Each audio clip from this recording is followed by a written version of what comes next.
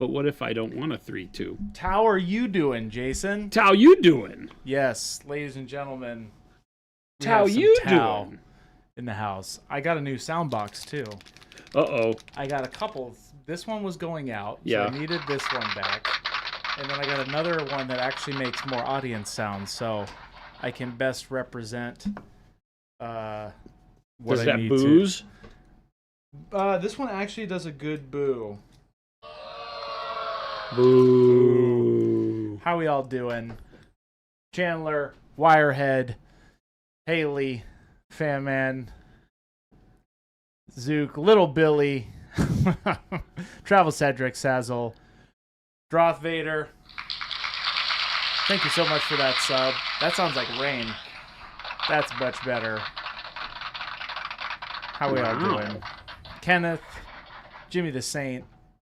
They're a lot louder now that I got new ones that the battery's not dying on. Yeah. It's literally... It turns out. So, Jason, what got you to want to paint Tau? So, were you already gone when I made this decision? Yes. Oh. It's actually, you know what? I was here the day you announced it in chat because I had some internet access. And this was the portion... Billy jump back in? What's that? Huh.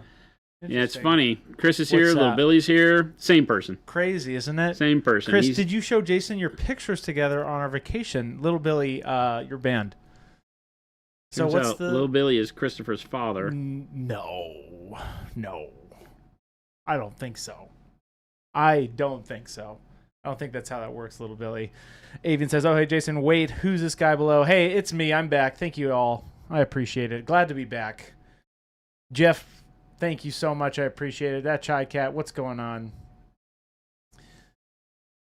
Seth Squatch Paints, Monument Hobbies is the goat. Hey, we don't have any goats in the building, but hey, we do like an organic farm every once in a while. Whoa. I played an MMO, air quotes MMO once called Goat Simulator. Is that an MMO? They made one that was the MMO version. It was a lie. It created a bunch of NPCs, and it had other players running around, but they were just NPCs. Okay. But they had player tags above their head, but it was not online. So it is technically an MMO. It's an MMO just with fake people. Oh, it was hilarious. The original one we played on stream. Yeah. And I swear to you, it was the most fun I've ever had because it has the most hilarious nonsense in it. Like, it had boss fights. It was insane. In Goat Simulator? Yep. That's wild. Yeah, it basically was like all the graphical stuff that would come with a demo pack for a game engine. Okay, and that's what it was? Yeah, it was just like all the nonsense, you know? That's awesome. It was pretty funny. I could get into that. It was pretty funny just for the comedy. There was another one called I Am Toast or I Am Bread. Were you a piece of bread? You were a piece of bread, and you had to navigate through a kitchen. I would have played that one. It was hilarious. Rattlecan, I had a great time. Glad to be back. It was fun. How many fish did you catch? I caught 4. I caught 2 on one line. I saw that. Which was pretty crazy. One of the most satisfying things I've ever done in my life. But now you had 2 hooks. Well, yes. So there's one 5 feet up and one below just because it goes so deep. Yeah. And technically, you're only supposed to take one. Can you pop in? Yeah, you're only supposed to take one home, right? So it's 1 per fisherman. So I had to put one back. Then I caught another one, but I had my dad reel that one in because they're like, technically, he has to reel this in if it's a halibut. So I let him reel in the second one. Oh, nice. And then I caught a rockfish, which was pretty cool. Rockfish. Big cod. Yeah. So anyway, I came... Did it come up singing like Bon Jovi songs or something? It did not. I wish. That would have been a lot better.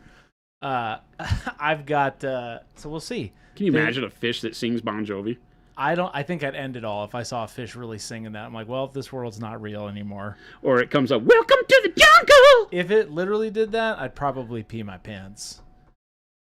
Really imagine that for a second. What if a fish really did that?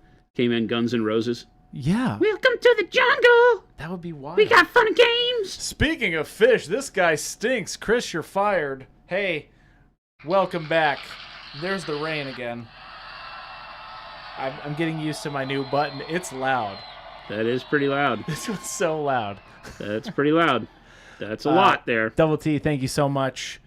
Did you go to the big old foam cooler? No, I didn't. I got them processed and they're shipping out. I'll get them tomorrow. So we'll see how much I got. But yes, it was a very relaxing time. I was able to paint on the ship a little bit too. What? During some downtime. I brought my whole painting setup. No painted way. a droid, painted some goblins. Oh yeah. Was able to paint during that time. Oh yeah. Got to do some of that. Did your mom paint? No. What? I fully understand though why people do these on cruises. The whole painting, the gaming thing could be very fun. Yeah, they have all those like D&D Yes. and Warhammer Cruise. 100% know why now. It feels like this is meant for that. So I had a good time. Good. Glad to hear it. But this is a serious business podcast / not podcast. Oh my gosh, it's been a long time. Stream. Okay, the man's been off for a week, and all of a sudden he can't remember what we do here. My dad started calling it a podcast. I'm like, Dad, no, it's a stream. It's not a podcast, even though we probably could at this point just start labeling it as that. Chris's mom didn't paint because he didn't buy her any paints. No, I ended up getting her paints. I got her some paints. Let the record show. Please and thank you. Old Man Gamer says, hello, could you please tell me what went wrong and how to avoid? Okay. I primed the model with ColorForge primer, have my PA on a dry palette, and make sure my brush isn't wet by swiping them on the paper. Okay. But sometimes my paint doesn't stick on the mini and runs away from the place I put them in. What is going on? Sometimes you get primer that, because of its satin finish, needs a base coat that is lighter, so that it starts giving you adhesion. That's just the way some spray primers work when they're not ultra matte like ours. Even the ColorForge primers have a little bit of satin to them. And so depending on how well you shake them up and all that, temperature you spray in, all that kind of stuff, can do that. It's not a big deal. Just put the paint on there. Don't mind if it beads up a little bit. Let it cure, and then put another layer over the top. Once that the acrylic in the paint dries, then you can usually paint right over the top of it without any problem. It just doesn't. That first layer might not look great, but paint thin, do multiple layers, and you're fine. There you go. Old man, hopefully that helps you. It always is a little bit of a, oh my God moment, because, the paint kind of beads up and it doesn't feel like you're doing it right, but it's not a big deal. It's just the way that spray paint causes things to happen sometimes. And that's with all acrylics. So if it ever happens to you, just do the same. Now, Jason, let's get back to this question. I actually am. You see, I avoided that. No. Nicely, I avoided it nicely. This was a I was very genuine nice question. in my avoidance. How did you? Can you send her up a little bit for me? Okay, so 11th edition is coming. Yeah. And no free pests for the freaking 800, 900 pound gorilla. No in the free corner. pub. So okay.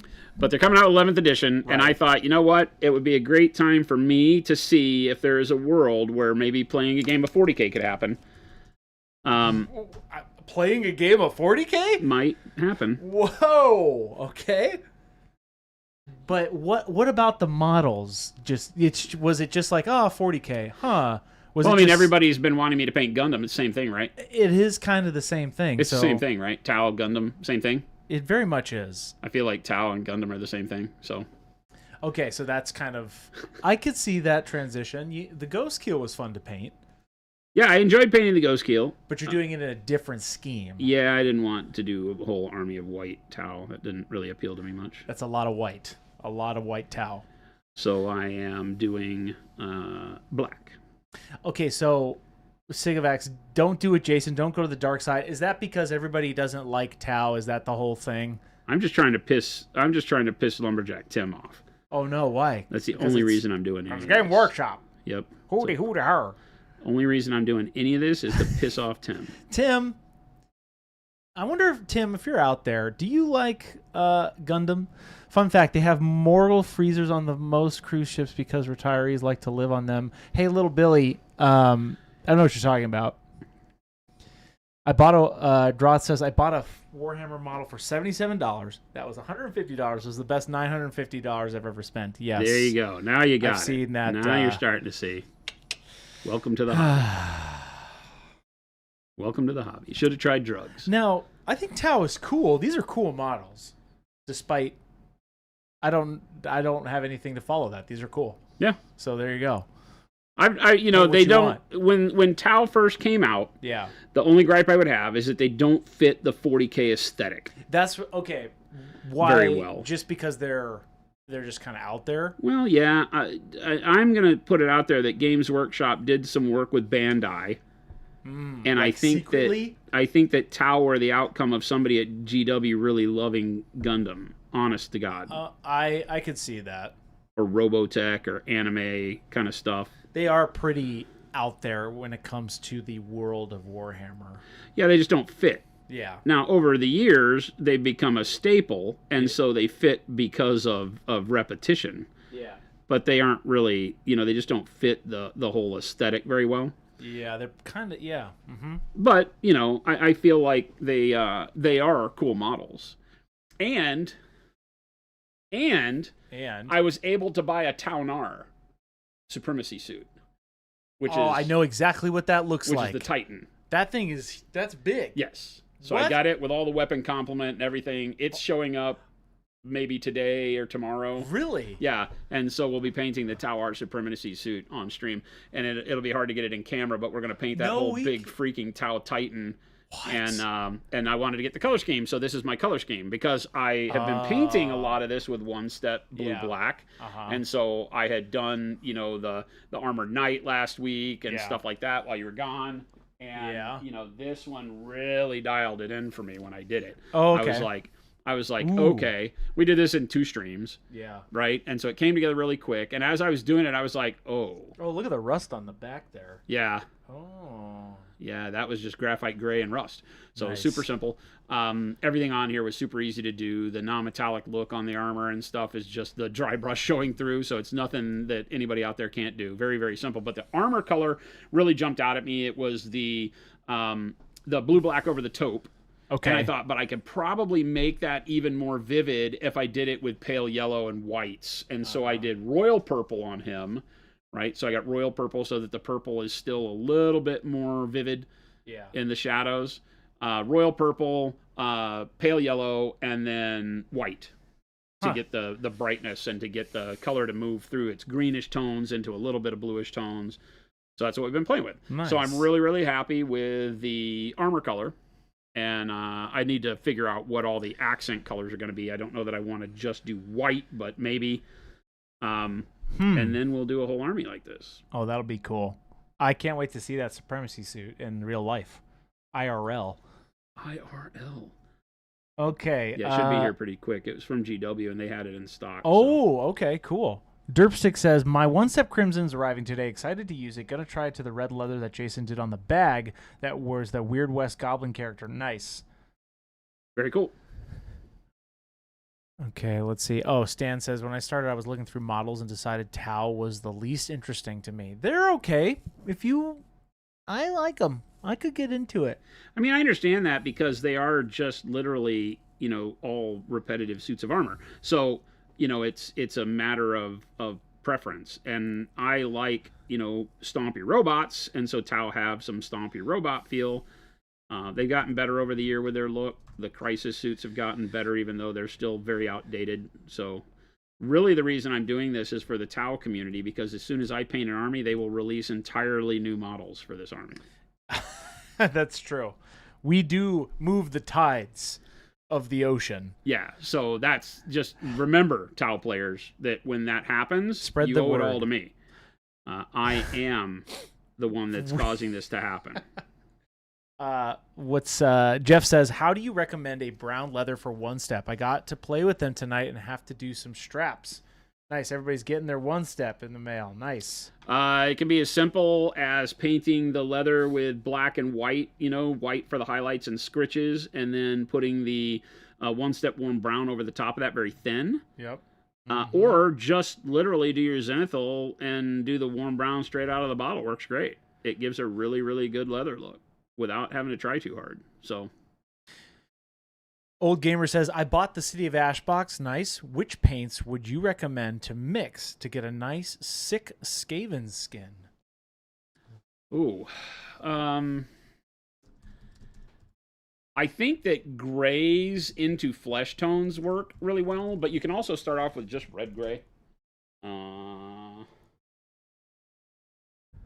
Red gray is a great base tone that gives it some life, and then maybe like a greenish wash over it. Depends on how sickly you really want to make it. But I also like warm gray with shadow flesh, mixing them together. Anytime you can gray out flesh tones, they look a little unhealthy, but not necessarily like undead unhealthy, right? Depends on how far you want to push that, because there are Skaven that, feel like they should be dead. Ish. Don't they have like Skaven have like their Nurgle component? Their Globadiers and stuff that are like they're kind of gross. Plague rats. They're definitely plague rats, right? So they got some, I would say, some greens in there somewhere. They're stinky cheese. But remember that grays as a tone for flesh tones can work really, really well. So. And now let's go back to this question. Fenrir, never been a fan of speed paints, but filtering over one step has been a game changer for cranking out Zombicide. Thanks. Oh, nice. Yeah, that was the thing, is that I didn't want them to be a Me Too product. Yeah. It took us a long time to really want to do that, and then to come up with something that works as well as they do. The goal was to show that, hey, you don't have to paint any way in particular. They can be an amazing tool for everybody without you having to know more than you may know at your particular stage of painting. So if all you need them to do is that kind of contrast, give you a good base coat thing, they work great for that. If you're ready to move on in your journey and have them be more just filters and stuff, I mean, this was all done with airbrush, right? This is using the dark blue black as an airbrush filter. Yeah, very light airbrush filter. I did not put much on this model at all. This model, it looks like I like how it. I don't know how to describe it, but it looks very smooth. Yeah. I wanted them to be clean, but I can still do some dirtying up on them if I need to. Yeah. I just want an entirely dark armored Tau Force. I can do some really bright kind of highlights on things that should be lit up and such. So we'll have some fun with it. I don't know what I'm doing with all these engraved letters and such. Right now, I'm just going to highlight them. Are those runes technically? I don't know. I think it's just their language, right? Is our alphabet runes? Alphabet runes? Because this is just their Tau alphabet. Alphabet in my soup. I don't know why that's where my brain went. I don't know, man. F-Man says, hello, gentlemen. Missed you, Chris. Hey, missed you too. I have a quick question. It's a few days away, and I wanted to know what the situation with the first at UK Games Expo. Will there be any chance to get some? Or are they sold out everywhere? The what? The one Are you talking about One Step, F-Man? I think that's what you're meaning. One Step will be at UK Games Expo at the Wayland site, where Wayland we have booth. a rack, and Kyle, our director of sales, will be in the Wayland site with them, or in their booth. I think we have a post coming out with a booth number. I don't know it off the top of my head. Actually, thank you. Great segue. Hold, please, for that booth number. Hold, everybody, calm down. Here it is. It is booth 2-502. So I think that's the second level. I don't know if that's correct. So 502 is what we have. Wayland Games. Look at that. Nice segue. Look at that pitch. That was just Element great. did not get their one-step order in yet, but Wayland will have it there. But yeah, there'll be stuff all over the show. Monument Hobbies. I'll be trying out. Little Billy says I'll be trying out the one-step non-metallic gold you did on the Lion of Jabir tonight. If Chris can do one non-metallic metal, then so can I. Little Billy, that is correct. You just have to do it. You just have to train yourself. Practice. Awesome. Glad to hear it. That lion turned out really good. The gold was super quick. Hey, anonymous gift giver. Hey, thank you so much for whoever did that. community sub giveaway. We appreciate that. And I'm sure the person who received it also appreciates it.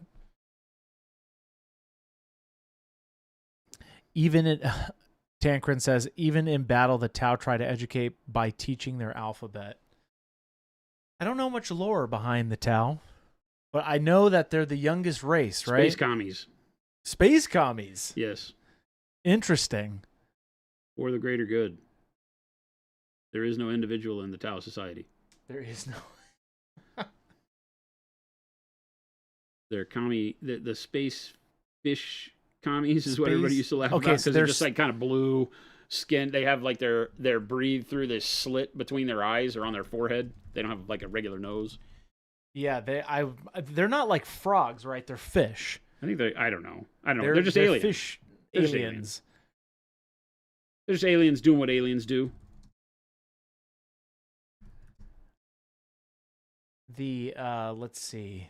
I'm making sure I got this question. Where was it? Mr. Vince did a cool non-metallic one-step on his video. Yeah. Vince showed some more advanced techniques with the paint for sure. Mm-hmm. Turned out really good.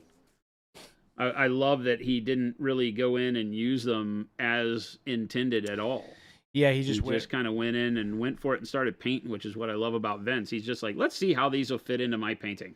Yeah, and that's what I wanted, is for people to just be able to say, you know what, I really want to use them like this, and boom, done.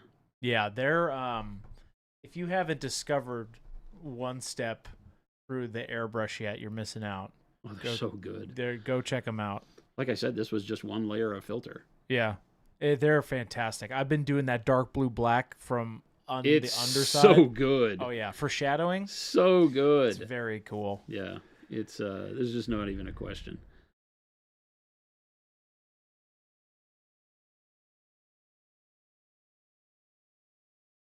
Bo Lurk says, a little while back, priming. Oh, let me go back. Priming with a sequence of dark purple, red oxide, and taupe was mentioned. Yes. Yep. How is the primer sequence being applied versus dark purple with taupe zenithal? Okay, so what does that red oxide give us in that having a third color in there, Jason? Really, it is just a mid-tone. So, instead of just painting with dark and bright, getting a base. So dark purple on first, then the red oxide as almost I would call the dark purple as 100% coverage, paint the whole model. Then the red oxide has a 75% coverage from the zenithal. And then you draw the taupe back into just highlights, right? So the bulk of the model in the midtones looks red. Yeah. Purple shadows and taupe highlights. Think about it like that. Right? Okay. Then when you put your color down, you're going to get a warmth in the midtone, depending on what you're layering over the top of it, right? You're going to get a warmth in the midtone, cool shadows, and then very bright colored highlights where that taupe shows through. So it's a great combo. But it won't work for every color. Right, the red oxide might not play well with every filter color that you do over the top, but it will work for a lot of them. All right, sorry, Papa Chicken. I queued up your question. I'm coming back to it. You see the seam in the vents on the jump packs. Is there a smart way to go about filling those gaps? No. Or is it just putty and patience? Putty and patience. If you want to spend that time on it, go for it. I did not. I filled everything else, but that was not in my wheelhouse. I hate those things. The fact that they clamshell them to where they get that line, all of their stuff does. Now, I went through and I filled the best of my ability the rest of the length of them. Why did they do that? It's just the way the mold works. Yeah. It's bad engineering. They could have just as easily had all of the vents on one side versus the other, because that's only about 3 millimeters of thickness more, so they could have offset that and had the whole vent be on there. It's just bad engineering. Yeah, that's an interesting choice for such a new model. I mean, this model is one of the newer Tau models, and they still did it, so that's just bad engineering. But no, to fill that, not worth it in my opinion. I know it sucks because it's so visible from the front of the model, but I just don't have it in me to do that anymore. If they don't care enough to make the model good, then I don't care enough to fix it. Jen, thank you. Welcome back, Christopher. Appreciate that. It's good to be back.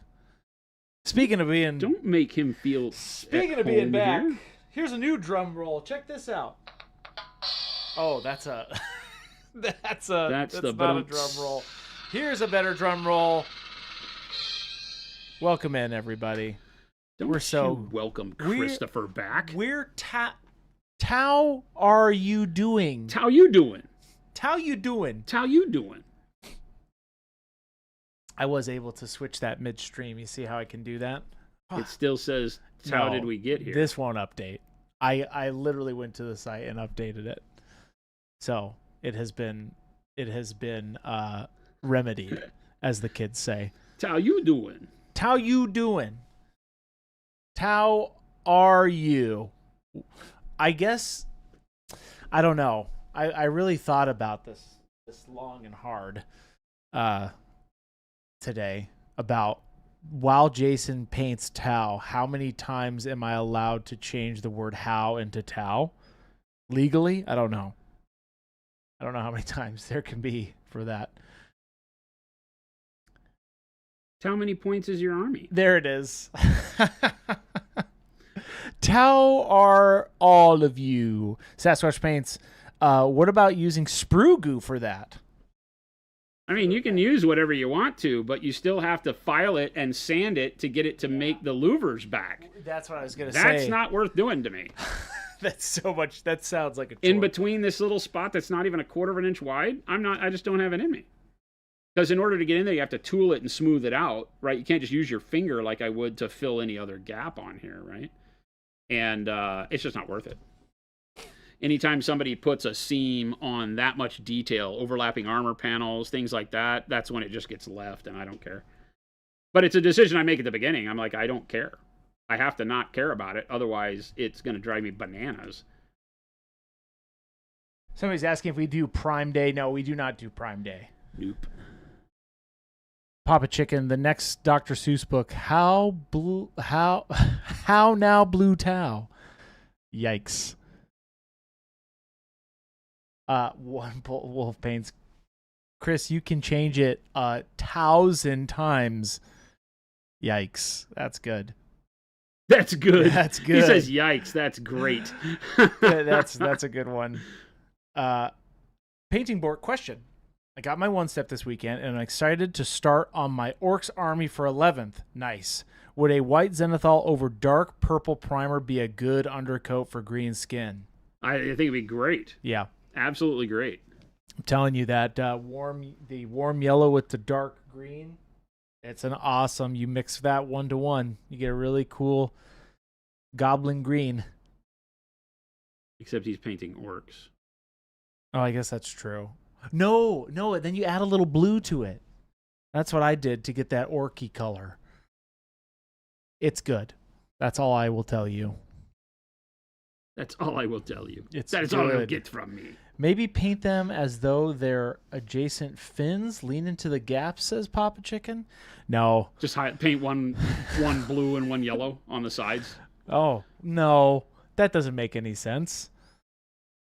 Gilborn, yesterday was Prime Day in my house. Did you get your paints, Gilborn? Wirehead. Yeah, I knew we were going to do that. I knew I was going to have to get us back on track when I decided to say Tau instead of how. How you doing? Goblin, orcs, what's the difference? They're a whole different cultural society. What? Grots and orcs, aren't they? Don't Grots have their own little society in 40K? They used to be food for the orcs. What? Yeah, they used to eat them. Gilborn MCP new Sentinel models got assembled and primed. I just painted my Sentinels this weekend. Awesome. I finished them after that stream I did with Gabe before I left. The Noblars in Fantasy. Noblars were okay. The goblins for the ogres. Oh, yes, the little guys. And the Noblars, the ogres would just pick them up if they took a wound. They could pick one up and eat it and heal a wound. Poor so little as long as you guys. had Noblars, you basically had like all these shields. Poor little guys. Aren't they food for squigs as well? There are a lot of Yeah, goblins were kept around for a lot of things. They're good with the tech. But then they would also be food. They've changed all that. They've retconned so much of the orc stuff, like the grows bigger with the amount of times they fight. I think they've retconned the being mushrooms. I think they've retconned. I don't know. Wise Wolf, I was out of town last couple streams, but wanted to say, how could you drop a brush restock and one step at the same time? My fun money can only take so much. Hey. That's what fun money's for, though. That's not. Hey. Wise Wolf, right? Am I mistaken? Hey. That's not anything we can do anything about. That's what fun money's for, is for having fun.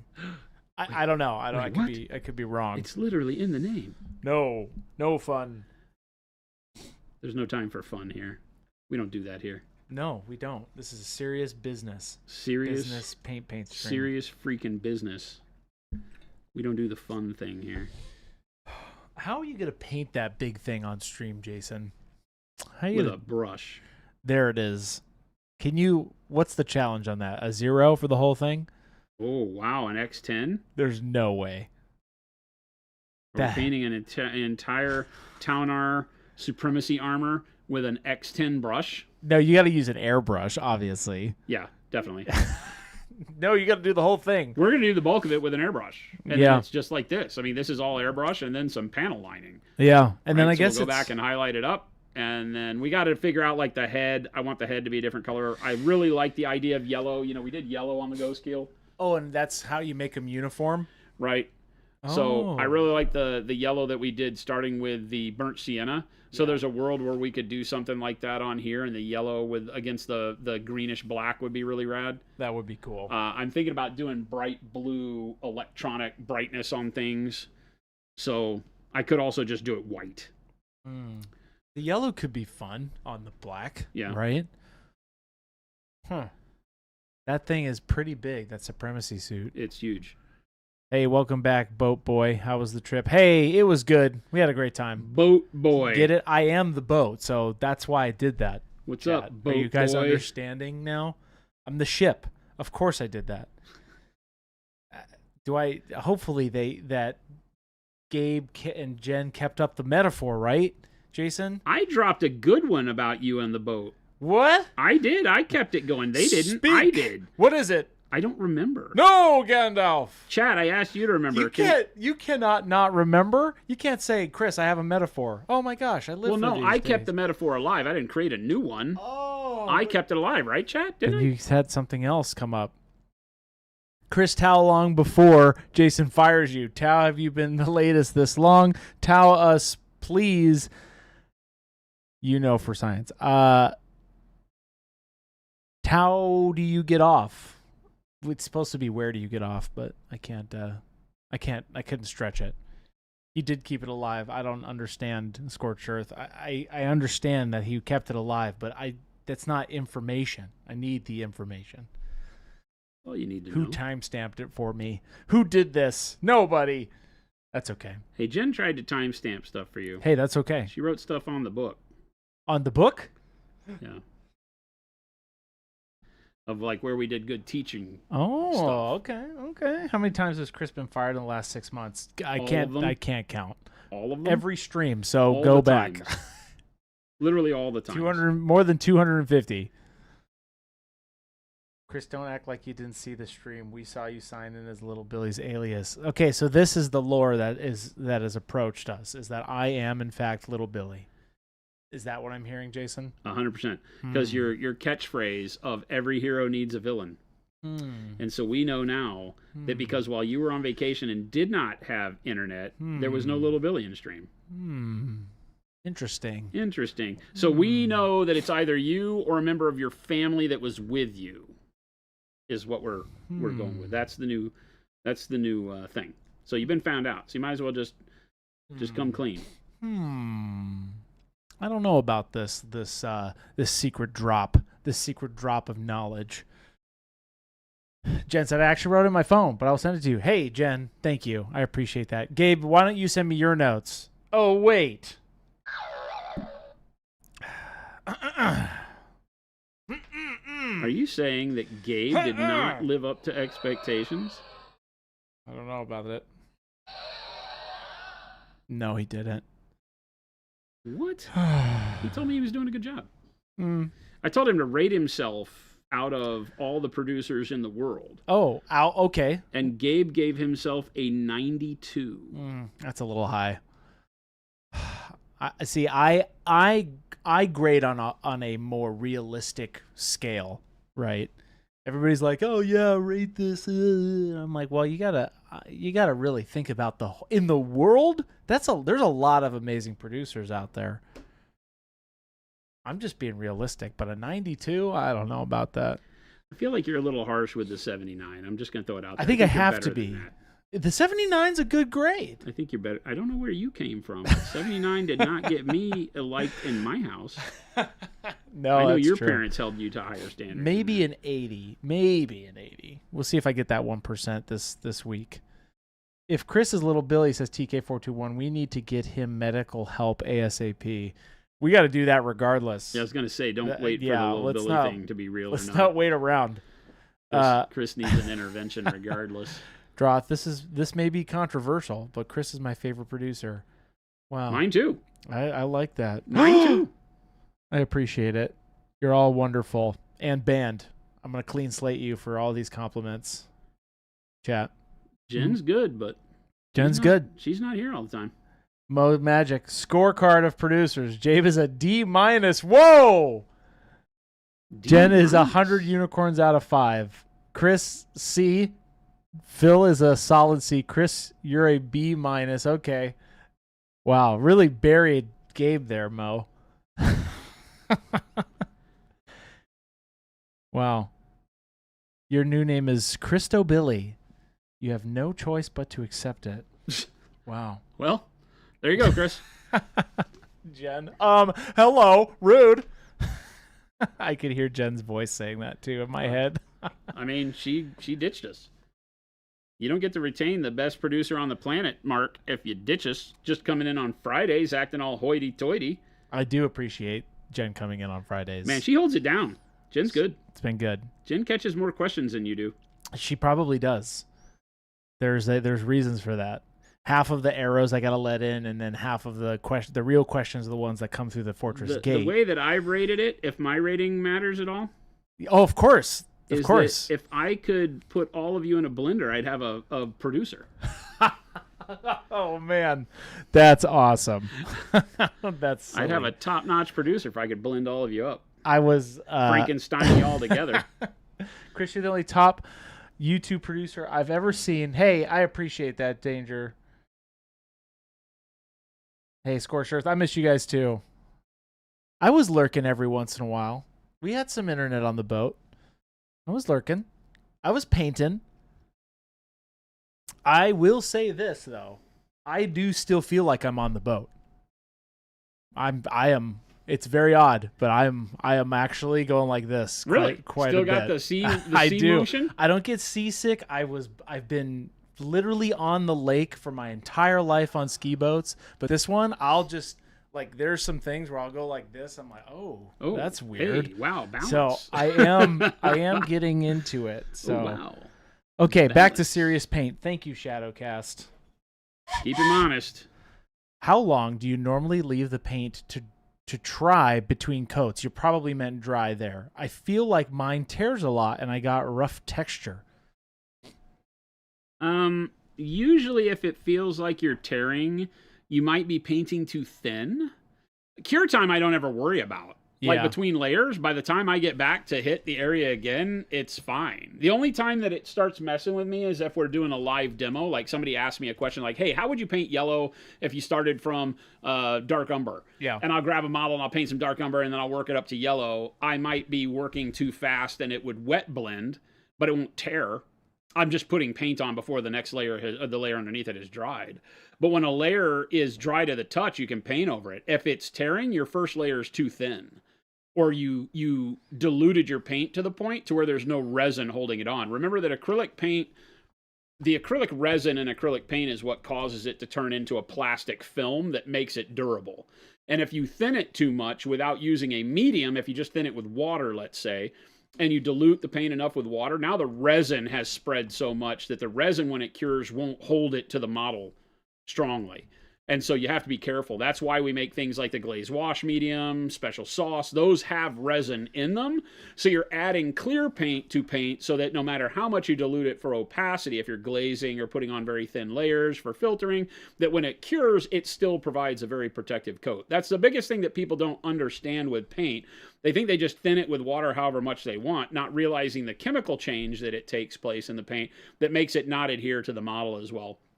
If you're doing that, it's okay, but you probably want to varnish over the top if you're just thinning with tons and tons of water and laying up a bunch of thin layers. Otherwise, when you go and put a wash over it or dry brush over it or do something that's a little bit more either wet or heavy-handed, then you might see that it'll tear for sure. So you just got to be careful. There you go. The Mo you know. The Mo, we know Mo. We know Mo. Mo's in here giving harsh grades. Harsh grades. That's right. He is a very fair, but harsh but fair critic. That's right. To go back to Chris's tramp stamp. Harsh but fair. Harsh but fair. Surprise! That's what I did on my vacation. I got a tramp stamp. I didn't do that. On the boat? Jimbo! Number 8 has a question. Sorry if this has already been said. Never say sorry. You were totally okay. Are you doing all the highlights, then going to use one step over it? That way you already have the highlights, question mark? I already did that part. These are the final highlights. The one step's already been used. There you go. On this model, if that was your question. But are you going to use any more one step? No, I don't think so. I was just using it as an airbrush filter over the top of the initial coat of paint to give me the color that I wanted. Because I got that color really cool by doing one step like I would normally do it over the top of the purple and taupe on that night that I did. And so I really liked the color. And so my ask of myself was, okay, can I recreate just the color without having to brush one step on?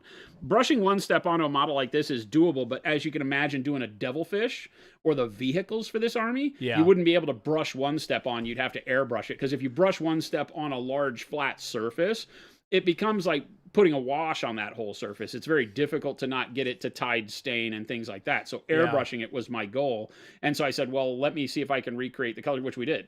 I got it a little bit brighter because I put white underneath it. And then when I did the one step over the top, then I went back with pale yellow and brightened up a couple of areas with pale yellow and then hit the one step again so that I could keep the gradient the way that I wanted from bright to dark across the model. Yeah. So that I did just have the airbrush work allows me to now just do the edge highlighting and basically call the armor done. I could do weathering and other things that I needed to, but the main coloring of the armor can be done very quickly so that now it's reproducible across the whole army. So I might take extra steps as I play with color back and forth on the initial model when I do it as a test, but the goal is always to say, okay, now I can go royal purple, pale yellow, white, and when I dial in, now I know how to dial in all of that with the airbrush on the model, and then I go back and airbrush the one step over the top, and then it's just edge highlighting. Now vehicles, fire warriors, crisis suits, town R, all of it will happen very quick. I say very quick until you get to the bajillion panel lines that you have to do because Tau have a bajillion panel lines, but you'll spend all of the time doing what we're doing right now, which is all the highlighting. I'm very excited to see that big model. It's It'll a cool be fun. model. Okay, shorties, if I wanted to use special sauce to glaze, what would be an ideal ratio of sauce to flavored sauce paint? Okay, so what's the ratio for special sauce, Jason? I like somewhere in the neighborhood of about 3-to-1, 2-to-1, 3-to-1. Remember, it's a fairly low cost mix. You don't have to use a lot. But again, that is dependent upon what your version of glazing opacity wants to be. Some people are more comfortable with a thinner paint. Some people want it to be a little bit less opaque, more opaque. That's up to you. So once you have got that dialed in, then you'll know how to run it. But I would start at like 2 or 3-to-1 and see how you like it, and adjust as necessary. More if you want it less opaque, less if you want it more opaque, kind of a thing. Now, let's go back to Jimbo says, okay, I guess then what colors have you used on this guy? For those who are just now tuning in, what's this workout? No, I did this all at home, so we haven't done a stream with this yet. This is the first time, so very fair question. I did the base coating with royal purple. I did black primer first. Okay, so I started in black primer to get a very dark base setup. And then over the top of that, I did royal purple, which you can kind of see some of the purple, like up in here. Yeah. Dark purple, I wasn't as happy with because with the blue-black over the top, it gets rid of a lot of the punch of the purple. So royal purple with black over the top lets more of the purple show through because it's just more vibrant as a start. So I went and punched up the vibrancy with the royal purple. It looks now like dark purple, which is what I wanted. Yeah, okay. But dark purple, when you put a dark filter over it, just starts to trend towards black. Okay. And it works great for every other filter, but when you start putting something as dark as the blue-black, now the royal purple looks like dark purple with the black over it, right? So it gets me what I really want, which is that dark purple shadow. So royal purple, and then over the top of the royal purple, pale yellow, not bright pale yellow, just pale yellow, so I get more of the yellow from it. That was done in a very light dusted zenithal. Then I went back and did the brighter spots with white. So like up here at the top of the rocket pods, the back of the fins, anywhere where you see the ultra brightness, that was white. And then I just airbrushed the one-step blue-black over the top of it, the dark blue-black over the top. And that's it. That's it. And now I'm just using faded green to highlight it because amazingly enough, faded green is the exact color you get out of that whole thing. I love faded green. Right. This is... That's what you... Okay. See if I can find it. Oh, are you trying to find your mix cup? I mixed some, yeah. Swifter Bear, thank you so much for that stream streak. How was everybody's weekend? We're doing good. There. So this was the mix of pale yellow and blue-black. Oh. And look at it. Well, that's... Okay. So now we've found that when you do blue-black, the dark blue-black over pale yellow, you basically get a dark faded green, which allows me to come back with faded green over the top and do all my highlights, and it just looks perfect. Oh, so really cool. That is kind of the secret in this whole deal that I'm doing. And it does have now I can really see it, right? It's very interesting. It's just a great color, and it's giving me that really easy kind of non-metallic. Yeah. As you can see from this angle, right? Where I set up the highlights with the airbrush to give me that, kind of like what we did on Sanguinius's armor. Yep. Where this was all preset with the airbrush, and then we just did a wash over the top, and then the edge highlights. But you can get really good gold non-metallic metal out of that when you just do the airbrush setup first. And so then you're just edge highlighting, and it does all the work for you. So that's kind of what I'm doing here. It's the poor man or the lazy man's version of doing non-metallic metal, but you can get great results out of it. Yeah, and if you guys aren't aware that one of our videos, that Twitch, the 8-hour one, the Twitch front page, if you want to go see that workup, it's on our, you can go see that right now of that gold, the whole thing. But this was just regular royal purple, regular pale yellow over black primer, and regular titanium white. None of the one steps, none of the any other kinds of paints. Just the normal Procro lineup over the top of black primer as a chromatic zenithal, if you will. Kind of like what we were talking about with the dark purple, red oxide, and taupe. Yeah. This was just done with royal purple, pale yellow, and white. So it gives me that transition from the cool blue, purpley shadow to the yellow, which will warm up this and give us that kind of green look because yellow and black give you green. And then the white, which just allowed the top layer to have more punch. Super easy at the end of the day. And it turns out great. I'm going to look for that VOD of the wings because specifically you did that all essentially in just a couple, but I'll tell you where the stream was. That was like one stream. Yes, the wings were one stream. The basing or like how you did it. Let me figure that out. That was a while ago. Yeah, it's been a long time. That was even before the ghost keel.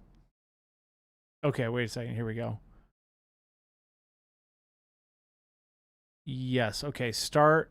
Here's where you're going to start.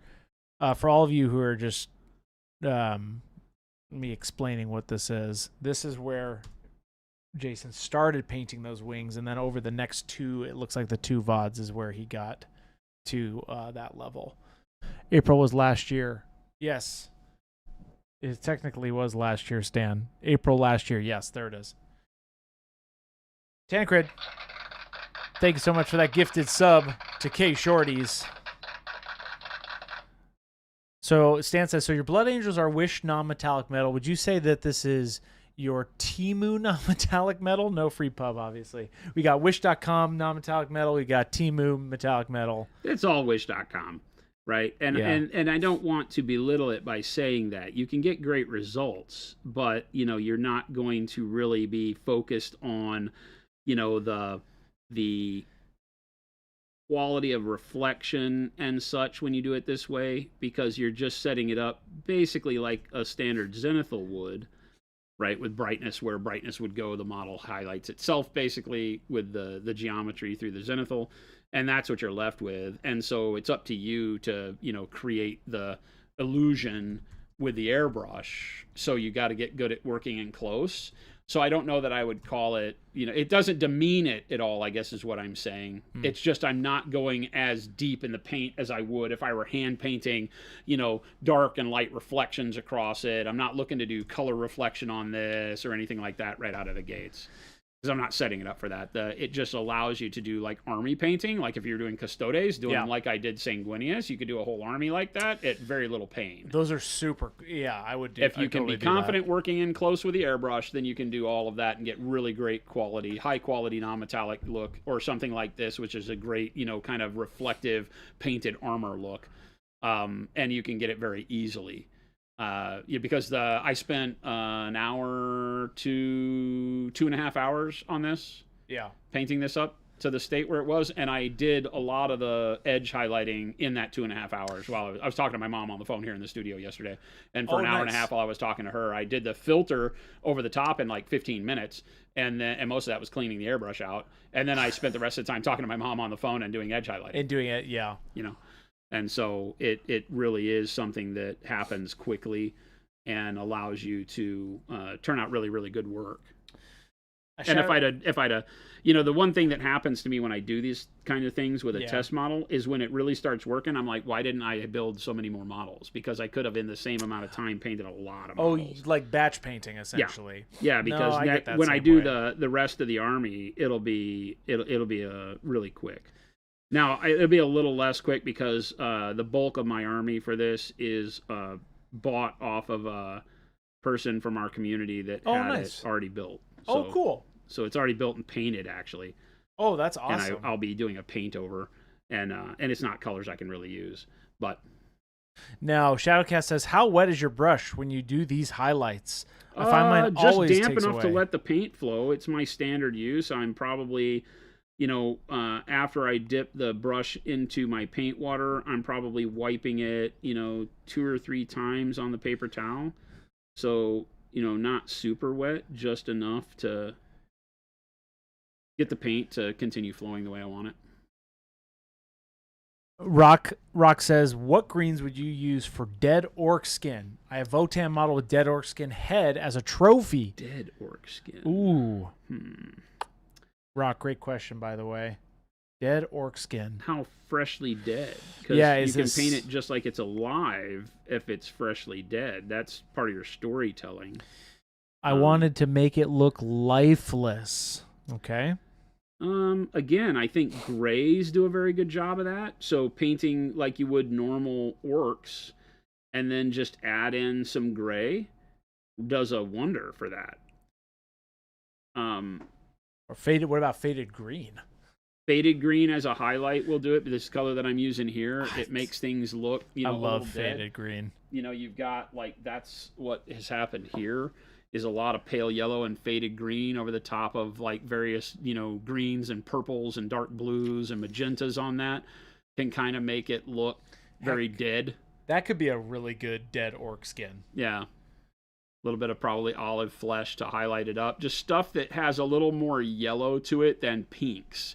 And greens obviously work well for orcs. But again, if you can bring grays and yellows and things into it, this would work great for dead orc skin.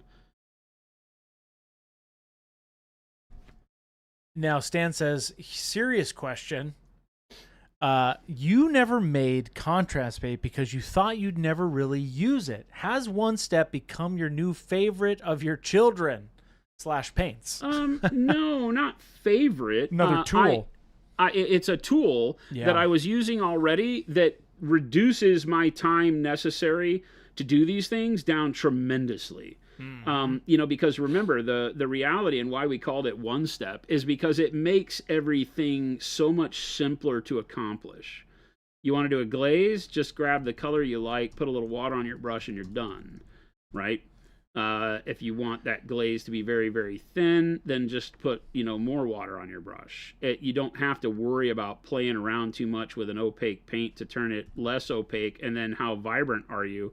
We've created a paint that keeps all the vibrancy, already has the dilution you need, and then it's really just how much further down do you want to reduce it in its opacity. So it's given you a world to play with, and I'm already painting this way on every model. And that's what brings it alive for me. Does that make sense? Mm-hmm. Because now it allows me to take the best parts of what I think that contrast and speed paint style paint needs to do, which is be really great and beginner friendly, and also take it to a very advanced painter and watch them work magic with it right out of the bottle. And everybody in between benefits from that. So you don't just keep it on a shelf. Like a lot of people come back and say, I don't know if you know what contrast paints do because I can glaze with it just fine. And I go, yeah, and you've been painting for a long time and are a very high-end painter.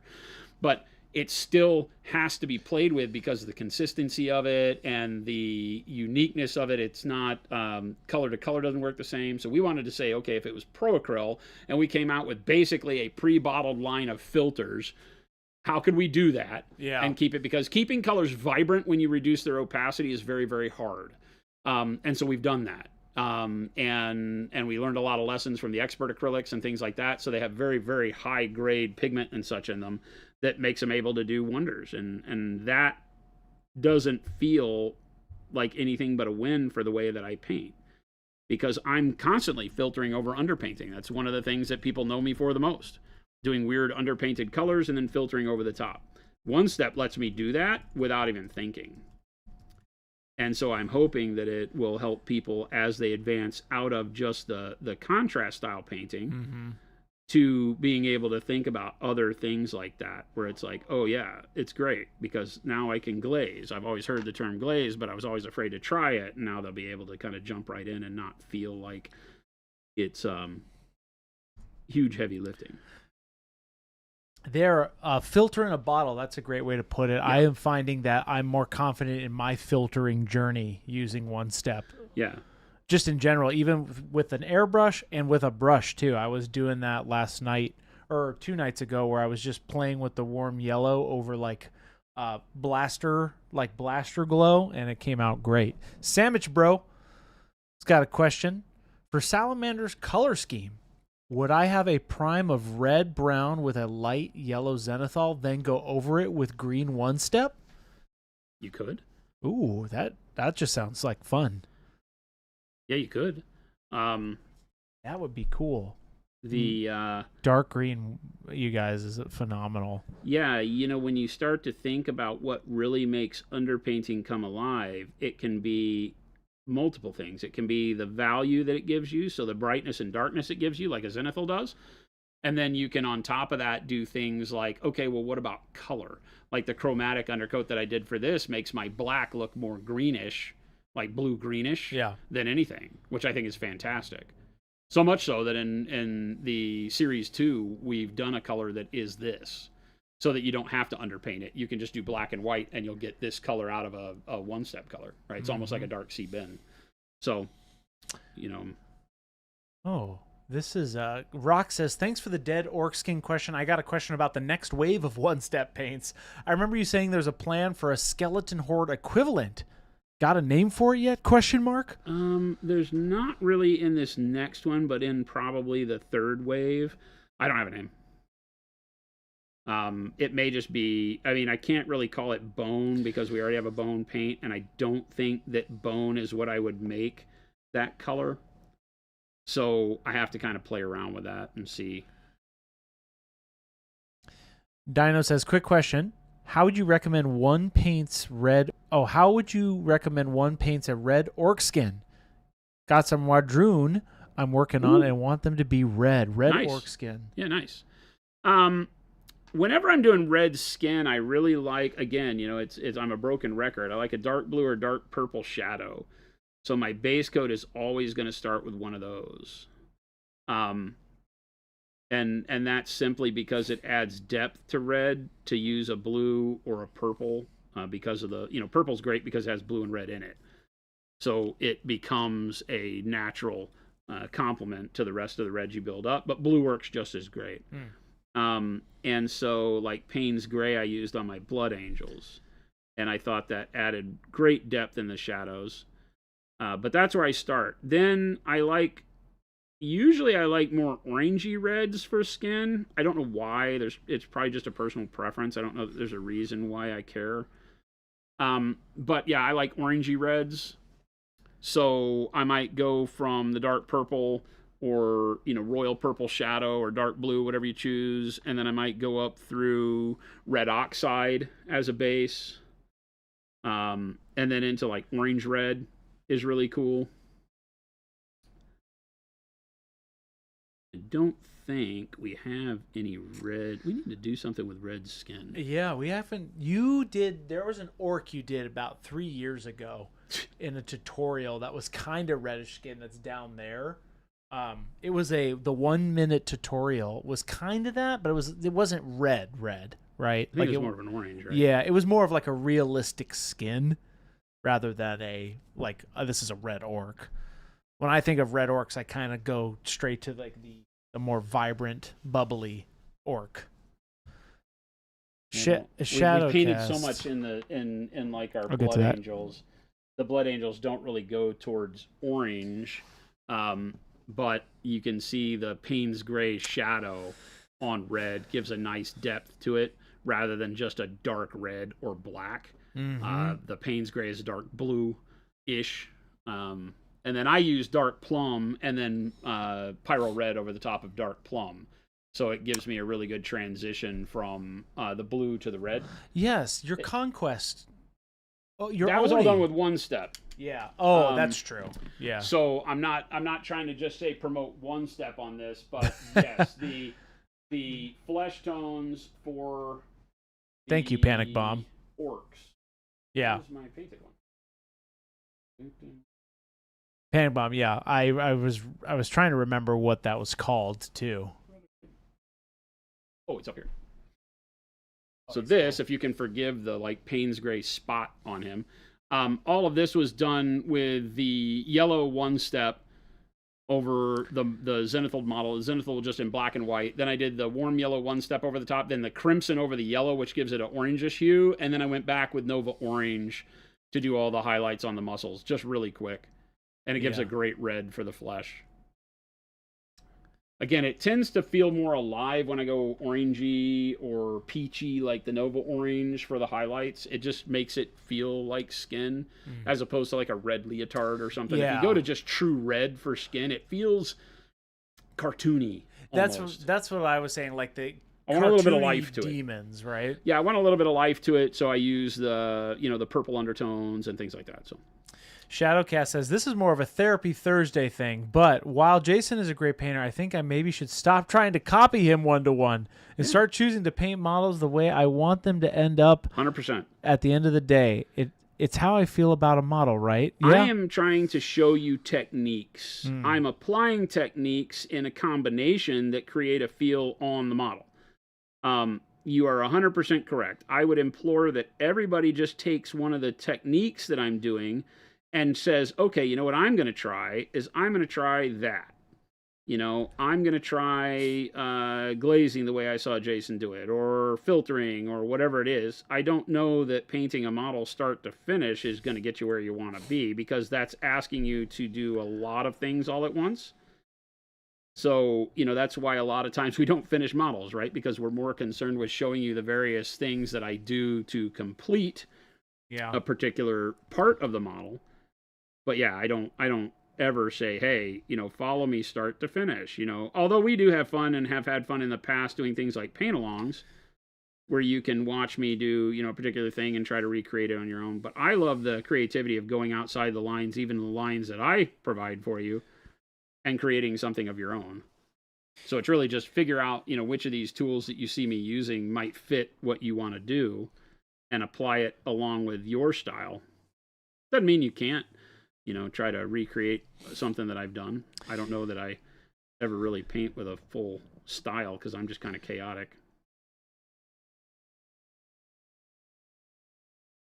Let's go back.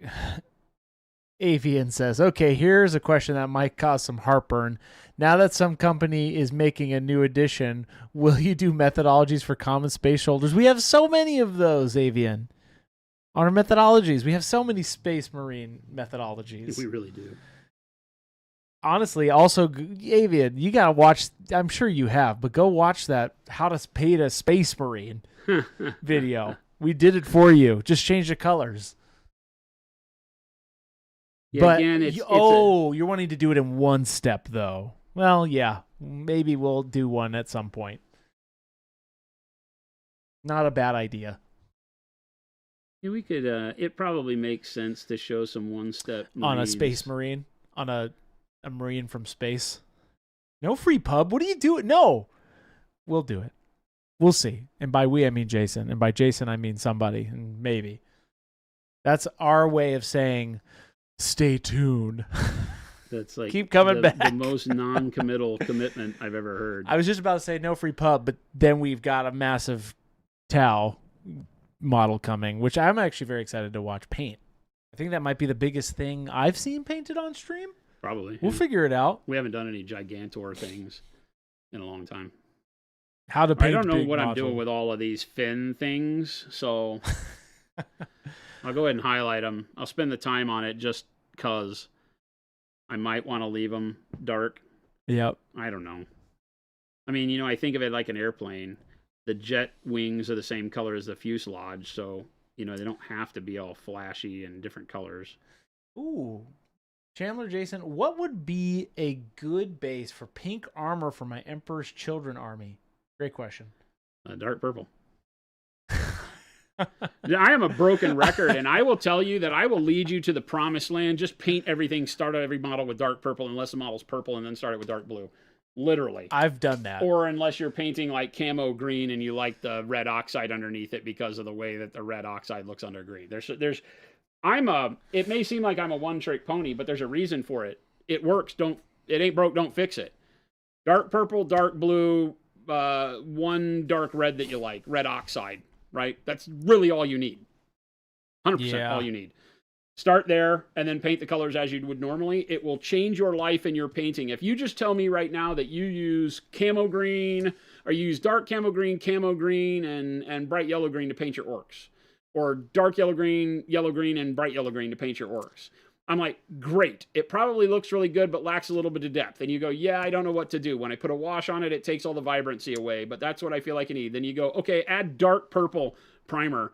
Go dark purple primer, dark yellow green, bright yellow green. It will change your life if you can get good at letting just enough of the dark purple show through in the shadows.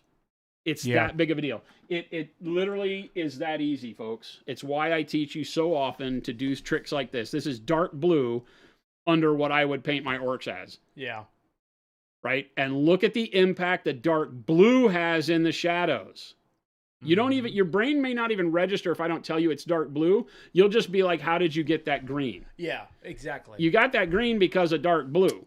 The dark blue in the shadows keeps the green having depth and life to your colors, as opposed to black, which is a neutral color sapping color.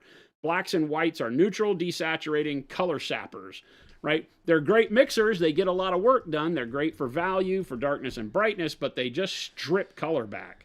And so stop doing that. Start using chromatic base layers. And dark blue, dark purple, red oxide will be the three if you need any of them. Get those, paint them as your shadow color underneath other colors, and just go to town. It will elevate your painting immediately when you get the feel for it. I don't leave a lot of dark blue showing to the point where you can't even really tell there is any, because I've glazed the green over the top of it. It's not really the blue anymore, but it is. Right? You can see the dark blue along the line of the peck there. Yeah. That's the difference between bringing your models to life. If there is one single thing you can do, that's what you can do. Then your blends and your ability to transfer between colors, all of that technical stuff comes into play too. I'm not belittling that, your choice of color and all that. But just getting a chromatic shadow baked onto your model will help you 100%, like 100,000,000% versus where you are today. Seth Large Paint says, I've heard I have to head out and be an adult. Just wanted to say how much I love your streams and how much I enjoy your Pro Curl paints and products. You're all truly amazing and enjoyable people. I got a chance to chat with Jason for a minute at Adepticon this year, and wow, that was amazing. I got him fooled. Hey. I got him fooled. Thank you so much. Thank you. Appreciate that. Thank you for being part of the community. That means the world. Appreciate that. And let's go back to Ogre's questions here. Would a dark blue with gray buildup to white be a good combo for white scars? 100%. Yep, 100%. That was like the paint white without painting white. That's what this was. It was like the navy blue from the amp line up through grays into basically transparent white. And then the only real white we've used is the edge highlighting. I know I sound like a broken record, Ogre, but I'm going to send you a link right now to the painting white tutorial. This would be beautiful for white scars. Go look at this. Go watch this on our site. Because it gives you kind of a gritty white because it never really goes to white. You know, remember, this is white. Yep, that's white, right? Yep. You know, so we didn't paint the model white. We painted it gray. But this will look white against everything else because it's the brightest color. You know, if I put these two on the table together, that's just totally different, right? The brightest thing is that gray. So remember, you can always fool the eye into thinking something's white if you just go with that neutral tone and pull it up to a bright level, but always leave yourself an out with the white to do your highlighting. Somebody had mentioned something saying also with black, Omegalis. Do I need to go up? Said same for flat black armor, ? What was the question in regard to? I think you were talking about... The underpainting? Yes, the underpainting. Yeah. For like priming. Is that what you're talking? Maybe for flat black armor, I use like this. I use dark plum as the base for this black armor, right? So the dark plum, see that little reddish sheen in the shadows? Yeah. On the leg there, the cylinder of the leg there, that red. I think that's what you were meaning because I can't find your other question, so I think that's what we're talking about. I built the red in on these because obviously they're meant to go with my Blood Angels, and my Blood Angels use the reverse. This is all done with Payne's Gray and white blue to get the black armor, you know? And so I use Payne's Gray in the shadows here and red in the shadows here so that they look cohesive on the table, right? I'm giving a little bit of a red glow on the black and the black blue glow on the red so that now as an army they just are a little bit more coherent in the color palette. Okay, cool. I'm glad we answered that, Omega. That's what he was talking about. But yeah, you can underpaint for black. The purple works great for black as well. A lot of times I just go ahead and use the blue and purple, but I do that so often that and because of the red on the Blood Angels, I wanted to use the red in the shadows on that guy. You know, but you can use blue and purple and, you know, red to your leisure. There's also a world where like dark greens work great for shadows, especially on reds because they kind of trend towards brown and they're complementing colors anyway. So there's all sorts of tricks you can play once you get used to it. But the first thing I would say is start with dark purple, dark blue, and red oxide. And really you could just say dark purple and red oxide. But if you paint something purple, you need dark blue, right? Because the blue looks great with purple stuff. Purple is just bland with purple stuff. Wow. Double T for 7 months. Thank you for that sub. And Big Bobzilla with 109. Big Borb. That's a lot of months. I don't believe you at all. Big Borb. No, okay, so Big Bob is insane enough to actually like us that long. That's a long time. Right? Or to not like us and just come make fun of us anyway. I think that's both. We'll accept both. Yeah. Scorched Earth. I have yellow-green, but not dark yellow-green. What would you recommend mixing it to get close to dark yellow-green? Do you have dark camo green? To add into it? I feel like the black would desaturate it. Ooh. Yellow-green with Payne's Gray sounds like a fun color. A little bit of Payne's Gray goes a long way, so that might do what you need it to do. But just a little bit. It's a very intense color.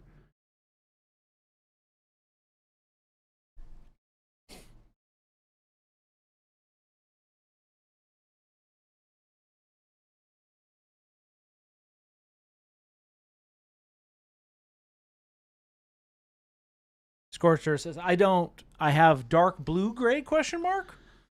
You could try it. Yeah, you could try that. You're just trying to get a darker version of it. Yeah, dark blue-gray is still a dark enough value to darken it up a little bit, but it may be too blue. And in order to darken it up and add enough, you might start trending the green into like a seafoam color too quick with the blue. You know, transparent black works really well for that. Yeah. It does a little bit better job of not sapping the color out of the color you mix it with and still darkening it up. So you might do a little bit of dark blue gray and transparent black to help kick it over the finish line, so to speak, or over the goalpost for darkening it up enough. Shadowcast says, I should just order a mega set at this point, but I would end up with so many extra paints I already have. Yeah. I mean, the mega set is if you are thinking about buying colors or upgrading, or if you're wanting to jump in with us, the rest of us, that's the set to go. If you start doing the math, it's an amazing deal. 100%. But we don't tell that to everybody. We do, though. We do. It's on the website. It's public. It's literally... It's the big one. It's the big one. GK Models, I'm looking to transition from oil washes to noosh. Awesome. Nice. How do I go about cleaning as it compares to oils? Or would it be ideal ratio for noosh to paint? What would be the ideal ratio? So the first thing is, that goes to opacity. We typically start at 5 or 6 to 1, a lot of noosh to paint. Yeah. Right? You're going to use a lot of the noosh to get it to give you the open time that you want, and to also get the opacity where you want it. So it's definitely more of a heavy mixture than, say, the special sauce. But it... as far as the cleaning of the model, just remember that it does elongate the workability time. It is not like oils. So if you're used to oils, you're probably used to being able to do much larger areas of the model. With noosh, you want to try to pare it down and do fewer areas, section the model off, so to speak. So when I did the video with the Dreadnought showing how to do noosh, I talk to that, and I say, hey, do this was the model that we used in the video, right? And so I would do noosh on one leg, then I would do noosh on the crotch and then the other leg, as opposed to dumping, like an oil wash, I might do the whole model, and then I can come back with my mineral spirits and I can clean up the areas that I don't want at my own leisure. With noosh, because once it sets up, it's done. You want to make sure you section off a workable spot. So think about your own speed and say, okay, I'm going to do noosh on the leg, and then I'm going to wipe the noosh on the leg off. Then I'm going to move to the next part. And I might do 1, 2, 3, front of the torso, each arm, back of the torso, section it off how it makes sense for the model. On a tank, I might do one side, then the top, then the front glacis, then the other side, then the back, whatever it is. So you just want to section your model off a little bit differently. It'll blend really nice in the middle of the areas where it joins. You won't get the tide lines, but you don't want to just try to do an entire big model like you might feel inclined to with oil washes. That's the only thing I can really throw out there to make sure you're careful of when using it. Oh, stolen safety. So far, I've only used your white and now the one step, but definitely planning on buying the mega set in the near future to replace my other paints. You're literally the best example of where I was or wish I was. So that's a good call if you're really liking our stuff, stolen safety. Awesome to hear. It's the best value you get, and hands down, all those paints you're going to use them. And there's 69 of them in there for your painting pleasure. So yeah, there you go. You will enjoy it. I guarantee it. That's enough of that. Hey, speaking of being enough, I don't do that. Welcome in, everybody. It's Tuesday? You know what? Gabe tried to come in here and get me to do that. Gabe was like, what? Gabe was like, well, I thought since I wasn't Chris, you'd do it for me. Oh, how he must learn. And I was like, that's not how this works at all. The weather does what the weather does. Close, though. I do appreciate the effort, Gabe. What am I doing? No free pub? No. You're going to like the way you paint, says right. Yes, you're going to like the way you paint. I guarantee it. That's almost sounded like an ad for something else. I don't know what you're talking about, K Shorties. No free pub for anybody except for Monument Hobbies. And hey, that old cat. More towel stuff? Hey, Philip. That old cat. Yeah, this is...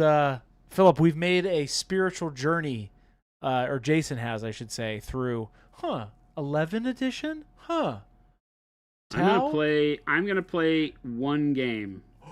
Maybe you can fight my Stampas. I'm gonna paint and build a 2,000 point Tau army, okay, so that I can play one game of freaking 40K. Jason, who are you gonna play with? You want to fight Not a Stampa? you. You don't want to fight my Stampa? Not in a million years. The Stampa versus your Supremacy? Oh, I might do that. That could be fun. I don't think you'll like that much. I will probably die. You could play Philip. I looked at this army knowing absolutely nothing about it. And there's so much ballistic skill 5 crap that I'm like, what does that mean? What did I get myself into? So ballistic skill 5 is like you can't hit anything. Well, it's because they have a rule in their army that you have to use spotting. So you make gun lines and you use certain infantry units to marker light models, so that it lowers your ballistic skill by 1 or 2 across your whole army of everything that shoots at that. So you're basically saying, I'm going to wipe that unit off the board, and you get people to marker light it. It's like putting red dots on it, and then everybody else gets to hit it cheaper. Gotcha. Okay. So you don't get to fire indiscriminately. You have to have a plan for where you're shooting. You have to have a plan? I don't do plans very well. Jason, I like armies that run up and punch you in the face, so Tau are definitely not my thing. That's why I have orcs. They're not. Orcs are my thing. Yeah. Cast the Wah. Go for it. Or the jump. I'm making a 40K list that includes just 2 Stampas. That's pretty much it. I will wipe the table with 2 Stampas. I love Stampas. I will wipe the table of 2 Stampas.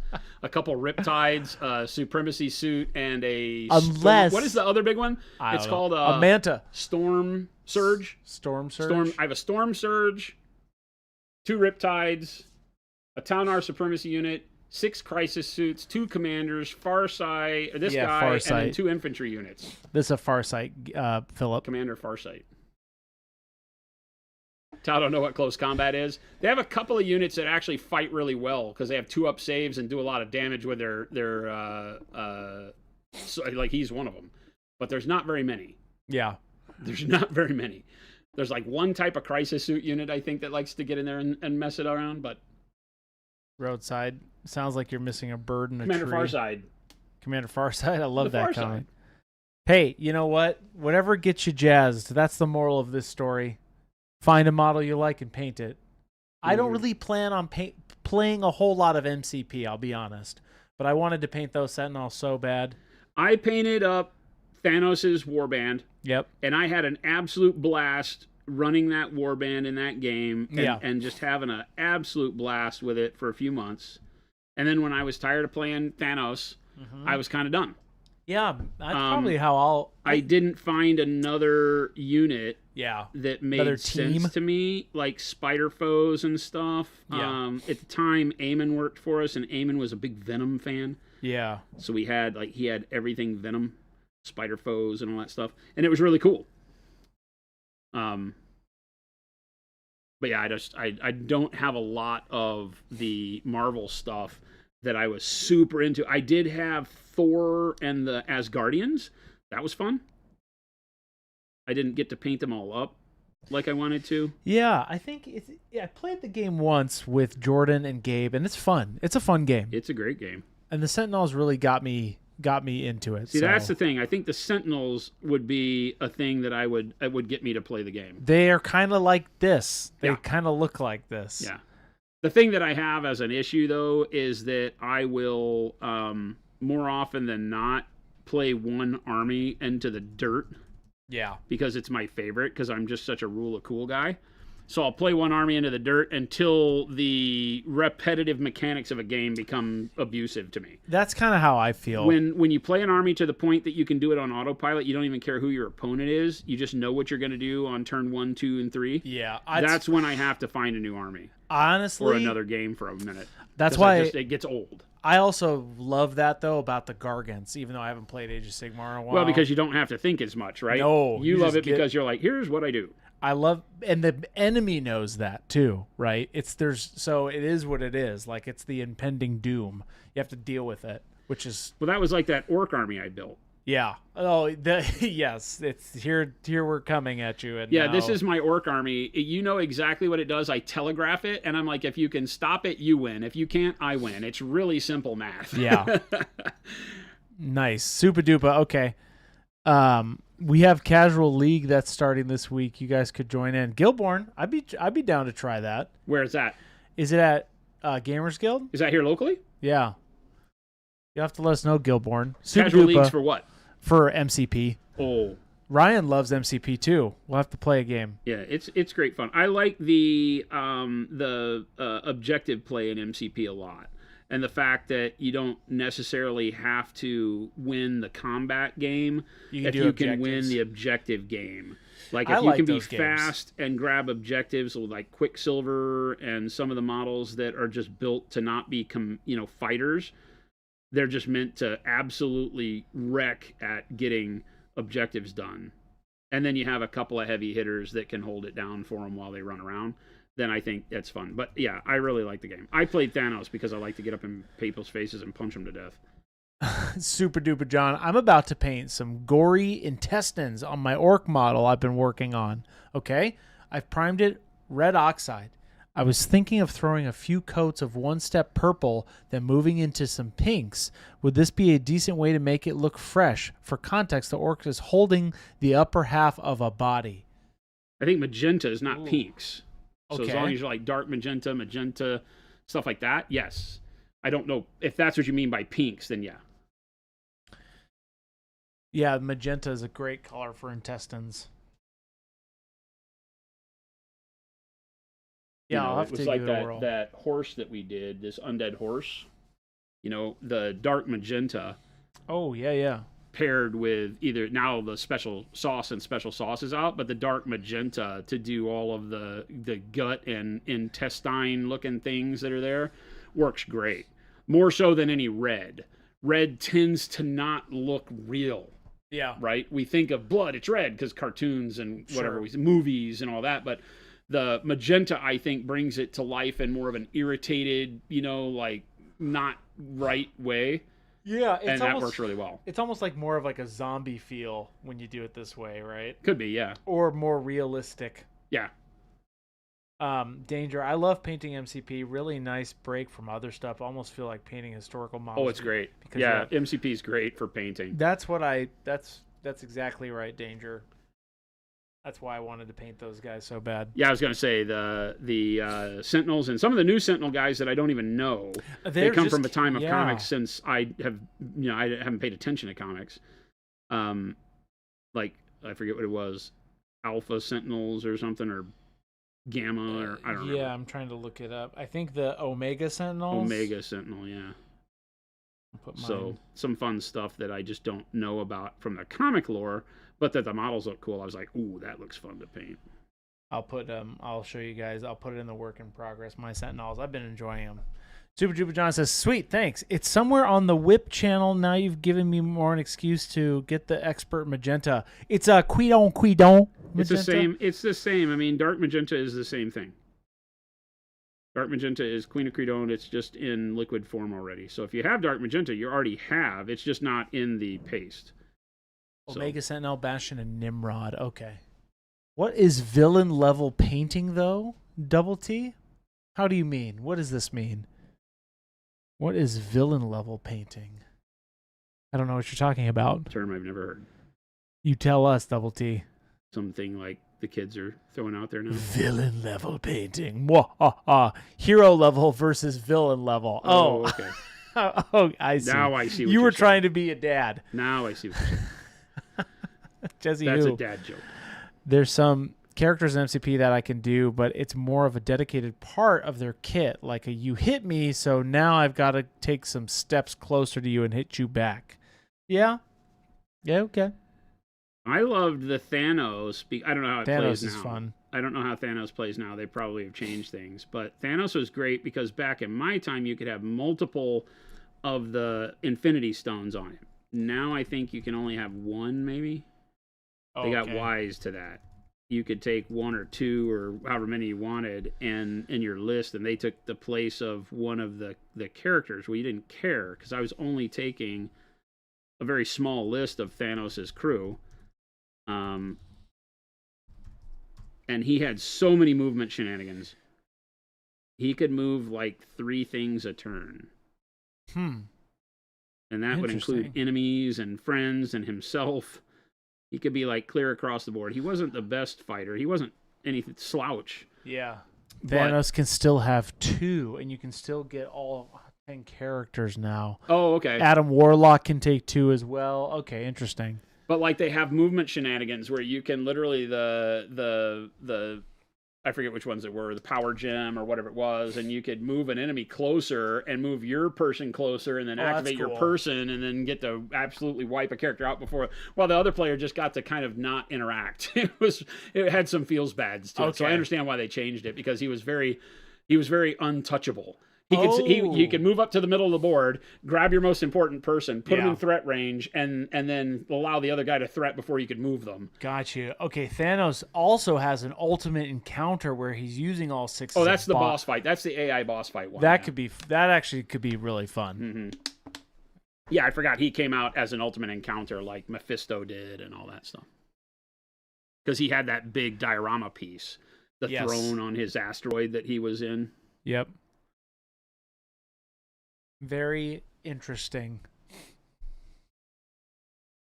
That's what Chris says when he's done on a topic. No, that's not true at all, Jason. When Chris is done talking about it, he's like, no, interesting. I was actually just thinking about how I would like to take that Galactus model and make an MCP card. I was looking on, somebody made like a faux Galactus card. I'm like, I'll use that model on an MCP table and just cover it. Yeah, I'm pretty sure somebody made a card for that model. Yeah, I looked it up, and it's actually pretty cool. So that's why I said it was interesting, because I started thinking about how I would use that and how... That model's so rad. how I could also travel with it, and then I'm like, no, I'm not going to do that. Chad, I love how he's got this whole plan for stealing my model. No, Jason. You heard him. I'm going to paint it for you. You heard him. I said I'd paint it. We could borrow it. We could share it together. You know, I could see Jason walking up with the MCP. Jesse, who MCP Galactus should just be a boot on the table. Yeah, exactly. That's right. Freaking hilarious. Yes. I am in agreement with this. Because there's no way it would be the same size, right? I don't know. That one's pretty to scale almost. Well, remember, he can scale himself. Yeah. There you go. He's shown up in various shapes. He'll do whatever he wants. Sizes. Not shapes, but different sizes. Well, I guess shapes too, because depending on who was drawing him, how crazy his helmet would be was always up for grabs.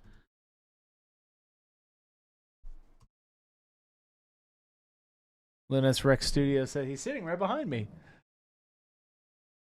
Gilborn says, if you're interested, we do win days. Yeah, you should send us the information, Gilborn. I might give it a whirl. If nothing else, we come out and hang out. That's right. We could have a Monument Hobbies excursion day where the crew comes out and hangs now, with the locals. And now we're going to get into 40K, it sounds like. Wink, wink, maybe. That's pretty good. A giant Galactus boot would be awesome.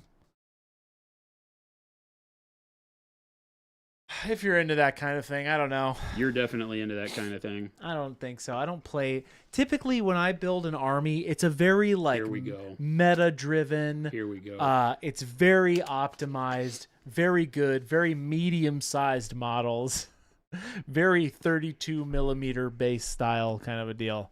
You know, very Space Marine-esque. I did build a list for 40K when you were painting this guy. For 2 Stampas, which would not be good at all, but would be fun. You can't do that because there's no list that has them as battle lines. I can, Jason. You can't. You can. You can do whatever you want now. You can't. I would do little guys as my battle line. They let me build it in the app. And it had a bunch of exclamation points. No, it didn't. It was all green. That means you didn't set your list up right. No! It was from the Gorkanaut faction. It let me do it. The Gorkanauts. Chris, did you get a package at the office? No. Oh, thank God. T. Schmid. I don't go to the warehouse. I go straight here. But if there's a package for me, I will check it. Yeah, he sent it to Clarendon. Oh, did you get it? Did you get a package? He just sent it to Clarendon. Well. Hey, I would like to report a federal offense. Gabe opening my mail. Oh, did Gabe open it? No, Gabe just opens my stuff. He should. No, he shouldn't. There could be bad things. Define bad things. Use your imagination, chat. I don't speak your language. What did you say? Too bad you're in that office now. We had a place set for you. I built a whole new set right here just for you. I don't know about you. I said you open up my stuff. You every time. You don't even ask. You just open it. My boxes that go to Clarendon. Labeled Chris. That's a federal offense. Your name's not on all of them. Most of them. If your name's on them, I don't know. Because nothing comes. Well. How the turntables have turned. I can't see. You're in the dark. What do you want? I heard my name. Oh, that's Gabe. You don't need to be here. Is his mic even on? He's not on. So everybody, So everybody's just listening to you talk to yourself right now. Gabe That's is actually great not over entertainment, there. Chris. No, you're fine. I was just saying that you committed federal crimes because you opened my packages. So T. Schmidt, if we do have something, I'm sure Gabe has got his little paws all over it. And yeah, I'm calling the authorities. No, Gandalf. Not the one from T. Schmidt. Unless you did label that to Jason Taylor, No, then that's... no, he would have labeled it to you. Well. Gabe throws away my mail. All right, we're back. Mart says, hey, question. On the Tau right shoulder, is there a multi-plate armor? Any advice on how to paint this type of section to push it to a display level more readable? Section to push it at a display / more readable? How do you mean? Like do it as a separate color? Maybe, is that what you're talking about, Mart? I have mine in shadow, right? So I'm only concerned with it from this direction. And where it dips over here, it's all in shadow. I could paint it white or yellow. I'm edge highlighting pretty much everything because I don't really know what I want to have be the armor color that I'm doing, this greenish black, and what I want to have be other colors, like accent colors.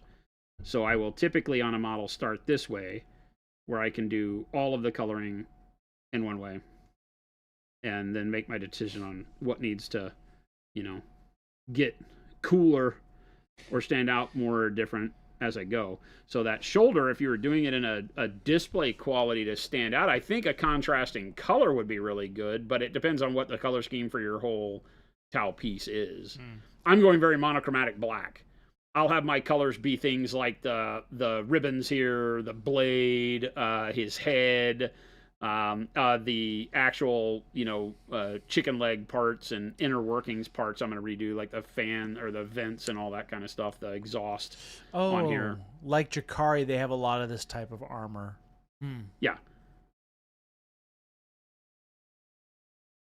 I mean, highlighting it and if you want to keep it monochromatic, just figure out a way to highlight it and get it to show, reveal that plate work.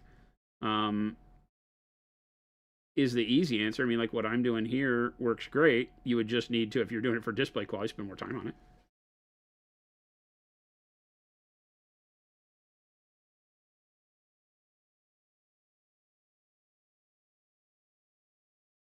Nice. Value sketching. Interesting. Yeah, now I'm thinking about Stampas. Now you're thinking about Stomp. I just like building them and painting them. Yeah. That's it. You like big models. That's it. And I cannot lie. I like big kits. I do. I do like the big models. Jen's going to be singing now. I like big kits and I cannot lie. Mart says, thanks for the advice. Hey, absolutely. We love those questions. Well, I don't know that I really did a whole lot for you there. You did. I think it's that, whenever you're doing something and wanting to set it apart in a display sense, the real thing that you're saying is you need to find a way to draw contrast and visibility to it. And so that can be done with color and offsetting color. Him with dark red spots would be cool or whatever. I think that a lot of that goes with what is your main armor color, right? And then what contrasting colors are you using for the various accent colors, whether you're doing white or yellow. The Tau in general have that kind of orangey ochre color, and then they use white helmets, and maybe there's something in their lore that I don't know where their helmet color matters, like Marines, but I see a lot of white helmet crisis suits on like the orange ochre bodies, white with red helmets and things like that. So I guess it's not really a helmet, it's the sensor array. Okay. If you're doing a Farsight army, I don't know, cadre, what color combo would you do to make the bold main body red? To make the main body red, isn't that like the orangish red? I'm trying to think. Well, when I'm using armor, like when I do armor, I like bold pyro red. Yep. Again, my Blood Angels are the best example I can give you on how I enjoy doing. Let's grab the Dreadnought. 40K Blood Angels are more orange red, right? I mean, when you look at Games Workshop, they're all over the place, depending on who's been painting them. Damn, that's a great model. Like this, again, is the Payne's Gray Shadow, the Dark Plum Midtone, and then Bold Pyro Red. And then I've mixed Warm Flesh in with Bold Pyro Red, basically, to get the highlight color, which we call Eclectic Salmon for fun. It's like a salmon-y pink color. It's not real pink, but it does a highlight. And then Pale Pink as the final shine on it. And that kind of red looks really good. Now, the Tau Red is almost more like a lacquered leather samurai armor. It's a darker red, so you could start with mahogany, burnt red, pyro red, and use the pyro red as the highlight, and that will all of a sudden darken all of that down. Let me see if I have anything that feels more like that. That guy a little bit darker. Right. Oh, yeah, that's kind of like a more It's letting the pyro red be the highlight, and then of course the pale pink for the shine. Pale pink, right. But this is taking the pyro red up into a pinkish shine, so that the highlight on the model goes brighter than the pyro red, so the pyro red becomes more of a mid-tone. Here, the pyro red is the highlight, other than, like I said, the shine. Yeah. Same thing for, like, this is going to be a chibi, so it's going to be a little funky, but Captain America's shield is done that way, where it's just mahogany, burnt red, bold pyro red, and bold pyro red is the highlight on all of his reds. So they become darker. They don't have that pinkish shine to them, so you can do that and just stop, go darker and stop sooner, so you're not getting to the pink highlights. That works really well.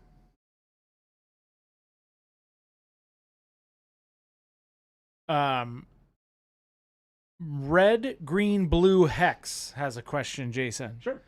Will you guys ever make refillable markers to use with one step?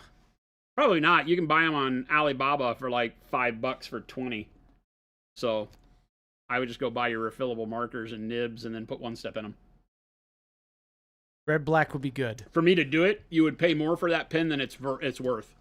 The same way you do for all of the hobby pens that are out there. You can go buy acrylic paint and pens for much cheaper than the companies are selling them to you, because they're just having to mark up a middleman. Nobody's making their own. They're getting them. Those acrylic paint pens have existed for eons. I used to paint skateboards in the 90s with them.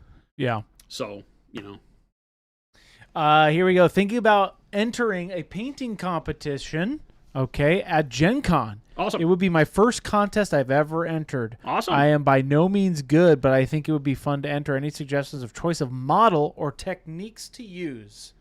Oh boy, what an open-ended question. I think as far as model goes, always something that you enjoy. Don't ever paint for some judge or expectation.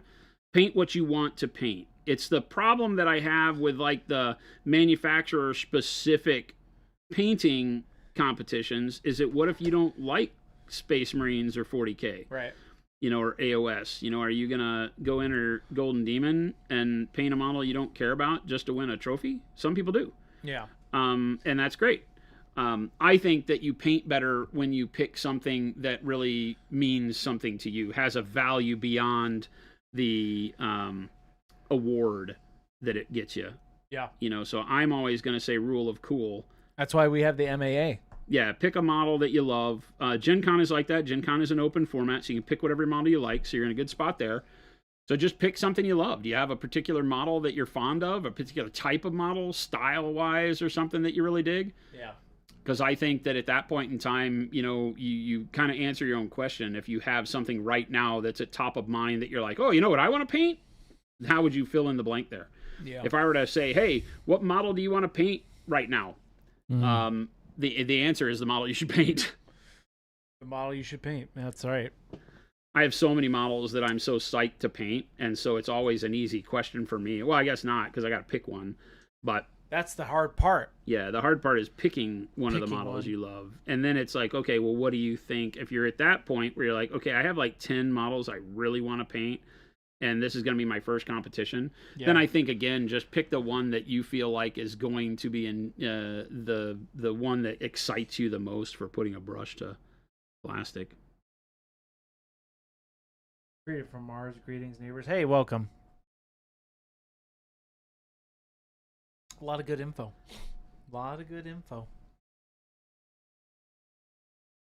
You're painting these little wings. I kind of like them just staying black. Yeah, I mean, I don't know that I have to. You know, as soon as you start doing enough high contrast stuff on there, it starts to be a little wonky. I mean, what other color would they be, I guess? Yeah. Because then wouldn't you... Well, you don't have to, but you'd have to kind of start doing that on some of the other stuff for the models. A little bit. Well, I'm going to do some high contrast stuff on the head, you know, whether it's a yellow helmet or whatever.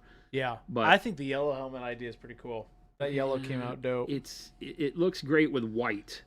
Oh, maybe not with black. I'm afraid of how it's going to look against this. Oh, so I just need to think about it before I just jump into doing the yellow helmet. Notice how I'm on the dark side of the model, but I'm still doing a little bit of edge highlighting here. Just because it would wind up being way dull if you just have that. Yeah. It doesn't look like you did any work. I see. And I'll still go poke some extra brightness on the color that I'm doing right now for all this edge highlighting. I will amp it up on the brightest spots with something even brighter, whether that's just a touch of white or whatever, so it can stand to have a little bit of highlight on the backside. This is where you really wish you could just go in and dry brush those highlights, but it would add too much texture. So yeah, that's cool though. I like how it looks. Yeah, the initial answer I think is like a beaten up dirty white for the helmet. Oh, yeah. Scorcher says, I have another odd question. I've never done non-metallic metal, but I've been inspired to try since you did it on stream. I know it varies depending on what your light source is coming from, but is there a good practice of trying to map it out? Mapping out non-metallic metal, I think, is your question there, Scorcher, which is a great question, by the way. Depends on how you're doing it. If you're trying to do like the way that I'm doing here, you know, because technically this is reflective surface painting with the airbrush, or if you're doing like what I did with Sanguinius, right, where you're using the airbrush or something similar. The airbrush is great for non-metallic metal because if you just do a proper zenithal highlight, it shows you where all the bright spots go.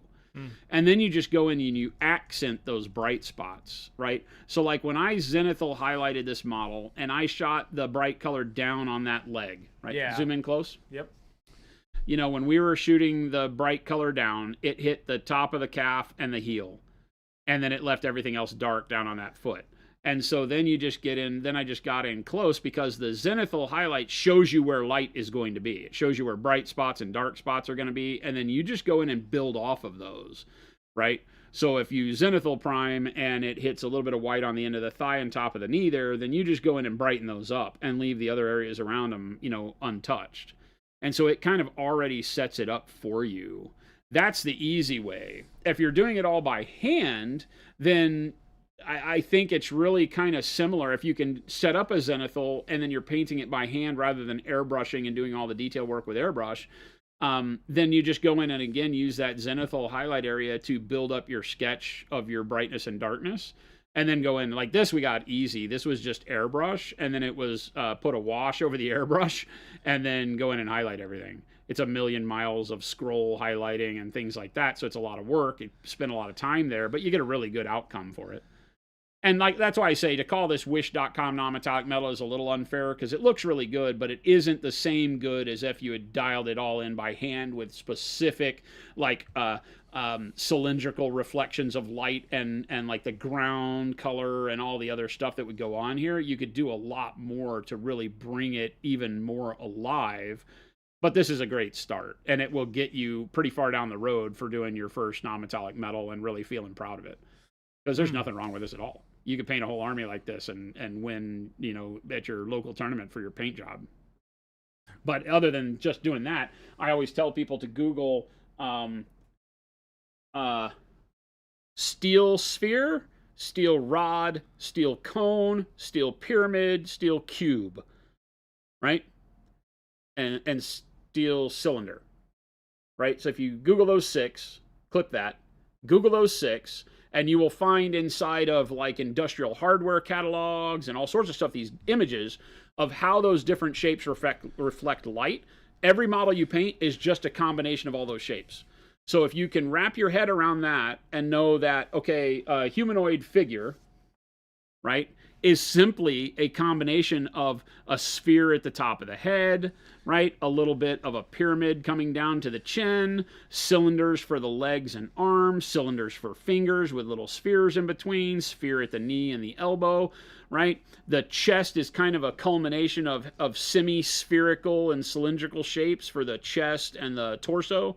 And then on the neck is a cylinder. So you kind of then have all the shapes and dialed in. You know how light's going to reflect on a human being based on where the shape or the action of the body takes that shape and places it out in space.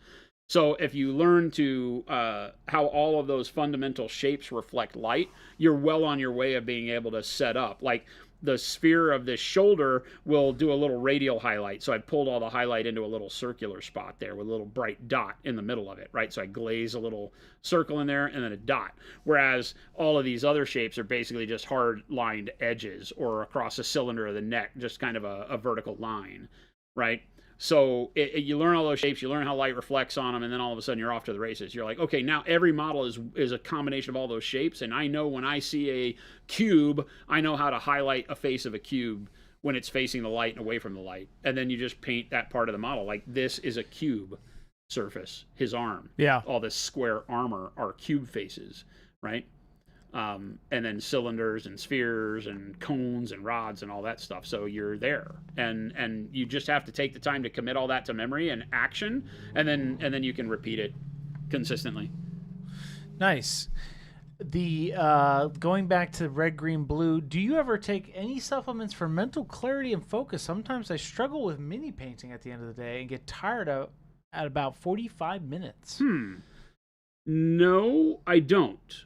I mean, I take a multivitamin every day. Obviously, it's not meant for anything other than, health and wellness. I don't drink, caffeine very often. I don't drink energy drinks or anything like that. So, no. I mean, the answer in reality is I don't do any of that. I my own energy for by the time I'm sitting down to paint is the want to see the outcome of this effort on this model. Like yesterday, coming in, and, or Saturday, we went and bought this model. Jen and I went to Gamers Guild here locally and bought this model. Yeah. Okay.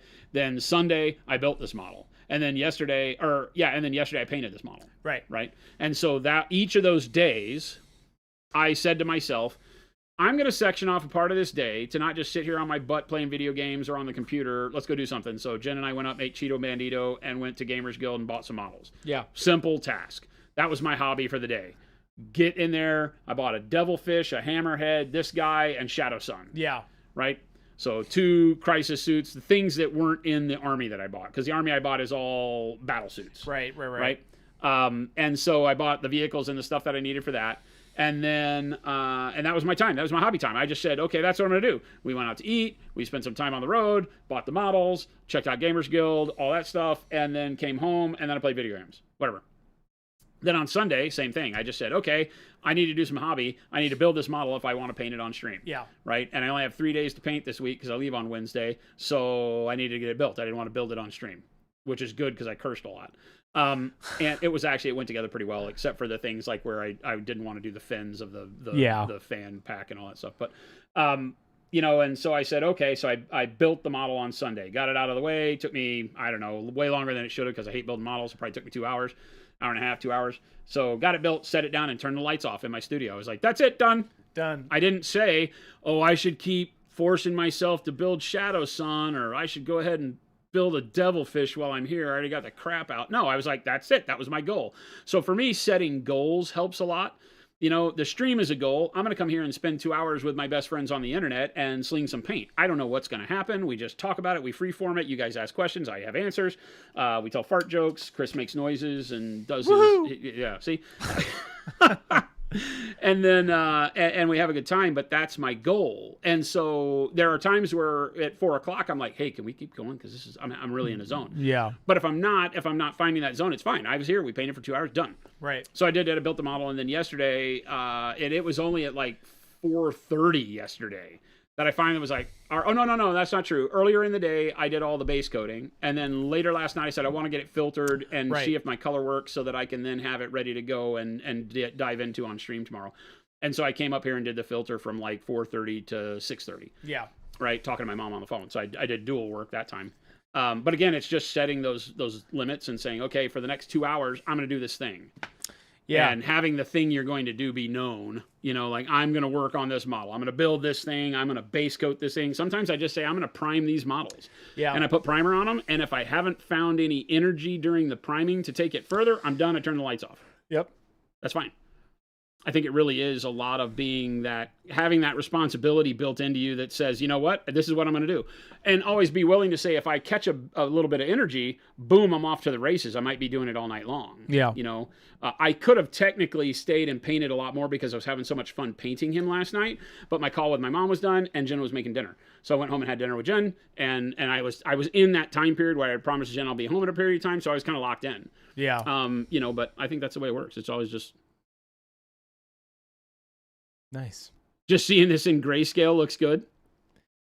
Supplement. It's a very monochromatic tone, but I really like the way the dark blue black one step over the yellow and the purples gives us a really, really good armor tone. It is right now my favorite armor color. And we just stumbled upon it because, I had been doing the blue black as an armor color on a lot of things, but when we did this, I was like, oh, that's really, really cool. Yeah. That over the taupe, the dark blue black, when I thinned it down, gave me this kind of really dark greenish black tone to it. And so that's what I recreated here, except I went brighter rather than the real grim dark look on this. So we can make it a little bit shinier. Nice. Yeah, a colorblind person would know the difference of it being painted gray or not. Looks good. No, yeah, it just is meant to be a good value sketch with some color, just a chromatic value sketch that now we've been to boost it up with detail colors. Like, I don't even know what these damn things are on the shoulders. I have no idea. It's like, that's a really bad place to put the cables. But that's the cable. His arms are really cool. The arms are floating. I don't know if you can see that. Oh, they're floating. I don't know if I can show you this, but look, the arm doesn't touch the body. It has this cage that comes out, and then there's a sphere that rotates in that cage. See, you can see right through there?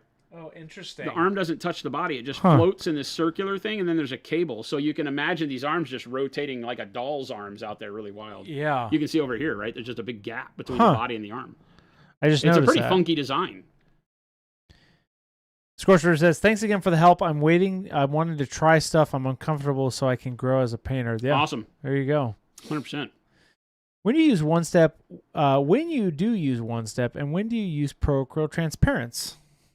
Okay, so the transparents are a different beast. So the transparents are single pigment, normal colors. But by being single pigments are very often see-through. They're semi-transparent or transparent or semi-opaque and still let light through because of the pigment. The synthetic pigment or the natural pigment that's used is just that way. It just will allow light to transmit through it because of the material it's made out of.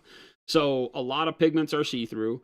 And so when you only have that pigment in a paint, then the paint is see-through. That's what the transparents are. They're very high vibrancy, full saturation, single pigment paints that you can paint with just like you would any other normal paint. They just add a lot of saturation, and they are not going to be as good at base coat. So if I can say one thing is that transparents are just normal paints that you're not going to base coat with. but you'll layer with them, glaze with them, filter with them, all that stuff. They are not inherently like a wash. They don't work like a wash. They don't work like a glaze right out of the bottle. If you just take and dip your brush in transparent blue and glaze it on your model is now blue. Yeah, it's really like blue. It is paint. So think of the transparency as just paint that's a little more see-through than normal paints. That's their thing. They're super flexible because of that. That's their thing. They are basically like our expert acrylics, our tube acrylics. Yeah. They're basically just liquid versions of our tube acrylics. So the tube acrylics are very much similar. The white and the black are the only real opaque colors. Might be another color or two in there that are fairly opaque, but the rest of them are semi-transparent and transparent because they're all single pigment and very slight pigment mixes. So a lot of those colors are not. The primary cyan, magenta, and yellow are all opaque, right? Because they're made to paint CMYK, so they have white in them, so that makes them more opaque. But yeah, that's it. So when we think like that, transparents are now just a very flexible, normal paint. You can turn them into washes if you want, but you got to add a medium. You can turn them into one step if you mix special sauce with them, but they're just paint. They don't work any different than any normal. You pick up Pyro Red or Bold Titanium White or Transparent Blue, they all work exactly the same. It's just how much can you see through them, right?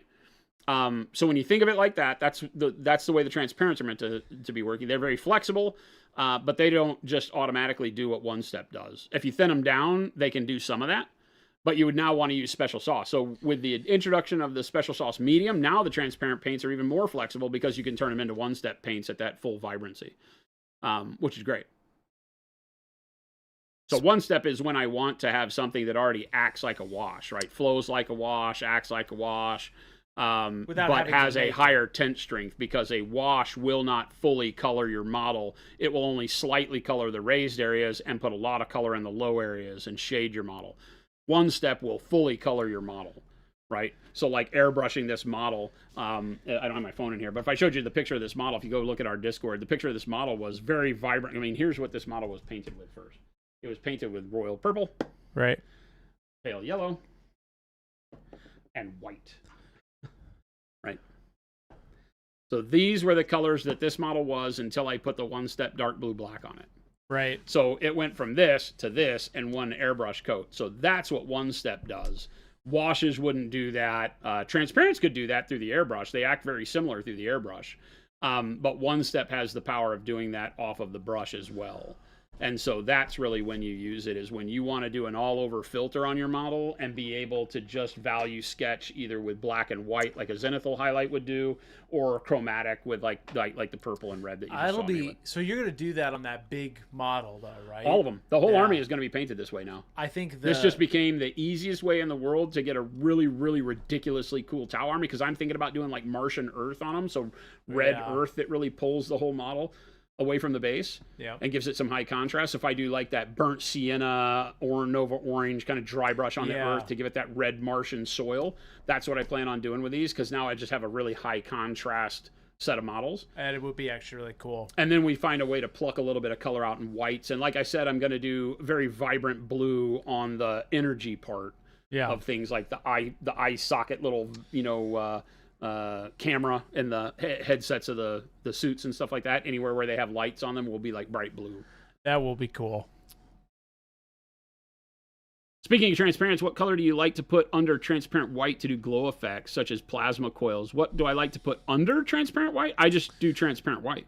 I do transparent white and then the color. And then the color over the top. That's been good. And a lot of times I'll do transparent white for the glow part and titanium white for the actual like light emitting source. So if I was like painting the glow of plasma coils, I would now use my special sauce medium with titanium white and let that flow in between all the coils. And then I would use the airbrush to blast the transparent white on everything that was glowing out of those coils. They work really well together like that. What red would you put over this to do traditional Farsight color? Okay, so like I was saying earlier, the Farsight is more of a samurai red. Could you do crimson and orange over your workup? No, you mean in one step? Yeah, maybe. I mean, it would get you close if you were doing it with one step. But if I were painting that, I would start with I'm a broken record, so I would do dark purple as my base. Yeah. Right. I would then go into probably not mahogany. It's probably too dark for that. I like the black red for that. highlight black red into red oxide, Yeah. and then highlight with orange red. Oh.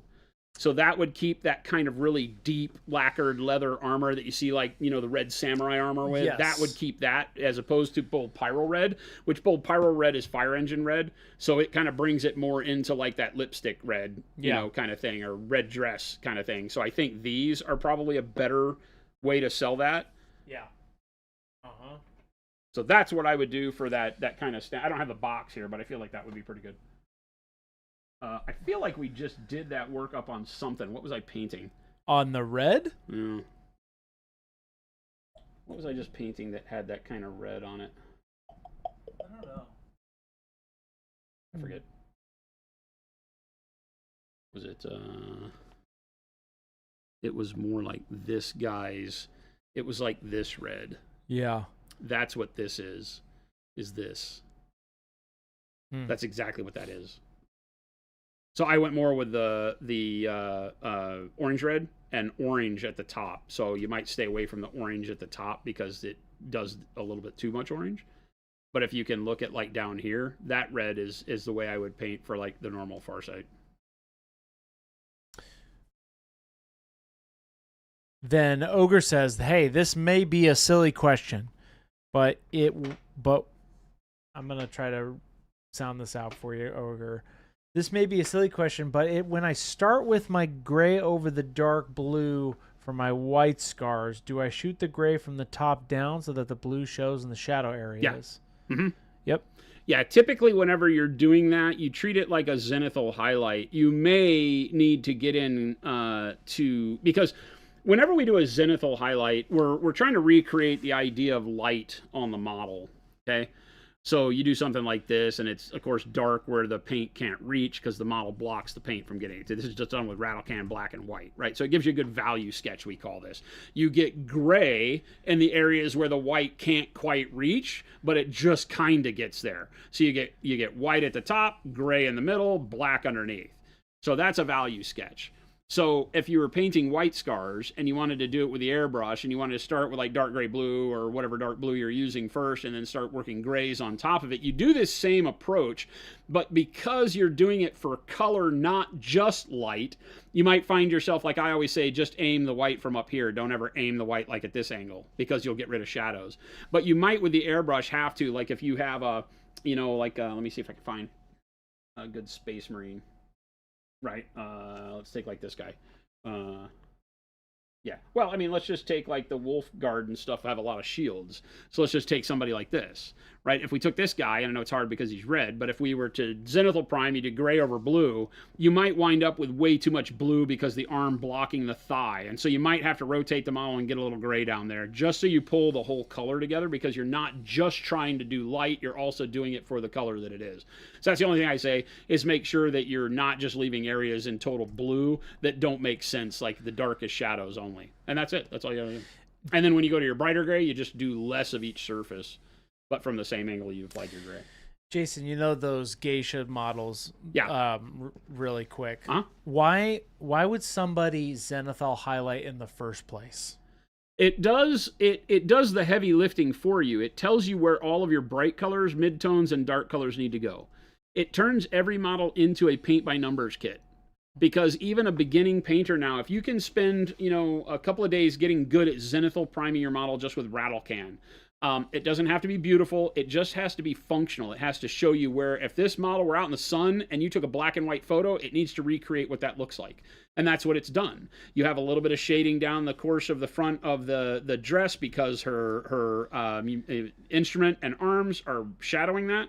But you have brightness up top. So, you know, the way it should look when you're done is it looks like, oh, the models are white. And then when you turn it upside down from the worm's eye view, oh, the models are black. And then in between, it's various shades of gray until it gets from there, right? That's the way it needs to look. And you typically would do it from 2 o'clock or 10 o'clock, right? So you pick like this, you know, this one is 10 o'clock so it could get the face of the instruments, right? and then you get your shadows laid in properly. And so now you have this as a way to, some people will paint opaque paint over this and they don't care that the white and the black show through at all, and they just will snap a photo of this on your phone, and that way it just looks like this. You can refer back to your phone and say, oh yeah, it's supposed to be bright on this piece here, and then shaded underneath it. Her face, when doing it, just you can see just where you're supposed to be bright on the top of the cheeks and a little bit of the top of the lip. Zoom in close. Yeah. So it really helps with things like faces because it shows you where to paint your highlights. Just a little bit of the bottom lip, nothing on the chin. The chin's in full shadow, just this little bit of raccoon mask around her face, and then the sides of the cheeks go into shadow because of the hair. So that can help you if you're referring back to this on your phone to know how to paint that face. Now, when you use things like one step or glazes, then those inherit the value, the brightness, we call it value. They inherit the value that you've painted on here. When you put a color like you can imagine doing her dress in yellow, the yellow is going to be really bright, vibrant yellow because the white's going to punch through it at the top. Then it's going to get darker over the gray, and then it's going to kind of darken out and green out into the shadow color with the black. So if you put yellow over this, you get a really nice transition of yellow. When you use one step, this is what does it for you. The yellow, it inherits the dark, it inherits the midtone, and it inherits the light, and becomes a yellow that looks like you painted 3 or 4 different layers on for this real easy application. Cool. Hopefully, I think that answers your question there. Somebody was asking about that. The what is? Let me go back here. Bojack says I need to get some white to try zenithols. Mm-hmm. They're very powerful tools, whether you let them show through or not. You know, this we let it show through. So this, when I painted the model, the zenithal is still showing. Yeah. Right? So the brightness that I put on the model is still showing through all the midtones and bright areas on the model. And that helps when you're wanting to paint fast, because if you spend the time with the pre-highlight, I call it, the zenithal, I don't like that term, but pre-highlight, when you hear me use that, it's the same thing. You know, when I pre-highlight a model, and I shot this again from 2 o'clock over his left shoulder, our right, and I just sprayed bright color over dark color. So this side of the model is very dark in shadow, this side of the model gets brighter. So it gives me a dynamic light source from this is the view of the model I want to see all the time, so it gives me good contrast, right? Front and back. It's loaded up nice, gives me a good picture. And then I go in and I just dial in specifically with the airbrush where I want brightness and midtones and things like that. And then I filter over the top of it with one step. And this is the color we get. And then I just edge highlight it. And now your model, boom, it's done. Right? Because you get a long way down the road to complete without having to spend hardly any time at all. You know, if I were doing all of this by hand, this would be a probably 15 or 20 hours worth of work already. And it's really 5. You know, because of just doing it with the airbrush and filtering over the top. And you still get a really good look. You're going to sacrifice a little bit because you're working quicker. You're not dialing in as high a contrast as you would by hand, but you can always alter that with the brush even after you've airbrushed it on there. Ogre, absolutely. We love the questions. Thank you. Yeah, never a problem. That's what we're here for. Scorched Earth. Take it easy. Yep. And yeah, you don't have to do it with white. Remember, this model is done with royal purple and pale yellow and just a spot of white in the brightest spots. And that was just done so that when I put the filter over it, it still maintained this super brightness on like the top of the shoulder and stuff. Because I was spraying a black filter, so I wanted to punch it up to as bright as I could. But there's lots of models that you've seen me do. This guy didn't have any white. I think we dry brushed a little bit of white on it, right? But this model was done with just dark purple and taupe. And then a quick dry brush of white over the top of that to pick out the edges, and then the one step done with a brush. You know, in this model we did in 2 hours. So you can see how if you use that value sketch, that zenithal highlight, if you will, if you use that and then you put a filter over the top of it with something like one step, then all of a sudden your entire game's worth of models, your entire army just got painted in no time at all. Yeah, the what was I gonna say? Same thing with this guy. Yeah.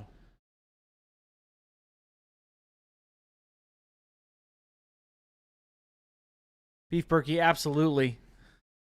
Thank you for sticking around.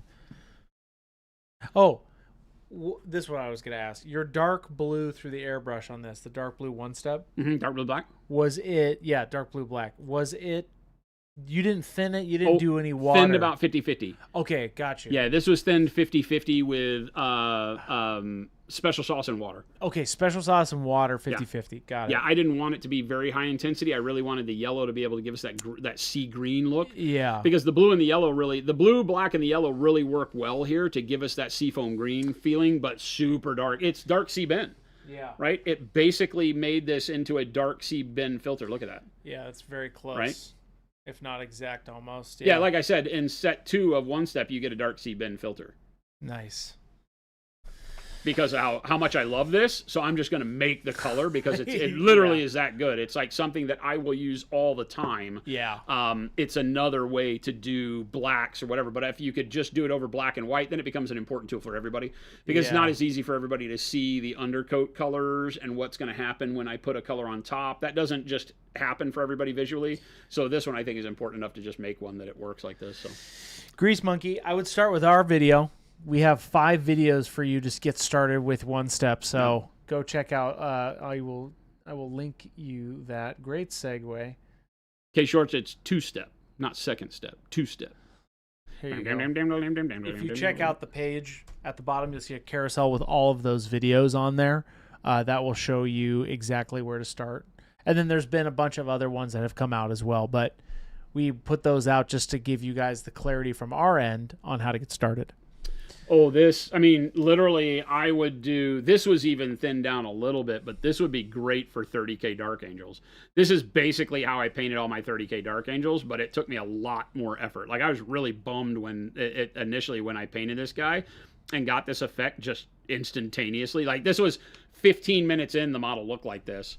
And I was bummed because my entire Dark Angels army took hours and hours of layering with the airbrush to get this effect with transparent black over dark green and faded green and all those colors. And now you can just do it very simply. So it makes me now, it's much easier for me to think about going back and finishing a lot of those 30K vehicles that I have for my Dark Angels because now I can just paint them super quick. All right, everybody. That's it. Thank you so much. Good stuff. For hanging out. Great questions. Hope we got some good answers for you. Hope you got some fun time watching a dirty, filthy towel come to life on this channel. Right. How is that possible? We got to pick a helmet color, so I don't know what that's going to be. Part of me thinks white is the right answer. Part of me thinks yellow. I have no idea. White could be cool. White would definitely make it stand out. That's for sure. Well, the white's going to be the most high contrast, and if I do a Martian red base, it would be the best thing looking with the Martian red base. Oh. Because now you have black, greenish black, white, and that would red. be pretty cool. And I'm going to do all the mechanical parts like the fins and this thing and all of his leg parts and everything in the Payne's Gray steel that I do. So Payne's Gray, white, blue. Yeah. So there'll be a little bit more bluishness on the steel parts that'll bring the armor out more. And then the red base and probably white. White is what I'm leaning towards. As much as I would like to do yellow, I think the army is going to look better if I pick all the pieces out in white. So thank you so much. T. Schmidt, bye, nerds. Good seeing everybody. Hope you had a wonderful Memorial Day weekend if you celebrated that in the U.S. or just a wonderful normal weekend if you're elsewhere. Love having you here. Remember, if you're new, if you found us through a raid or just happened in the door on the internet, make sure to drop us a follow or a sub wherever you're watching. We do this Monday through Friday from 2 p.m. to 4 p.m. Monument Standard Time here in Phoenix, Arizona from Monument HQ. We'd love to see you back.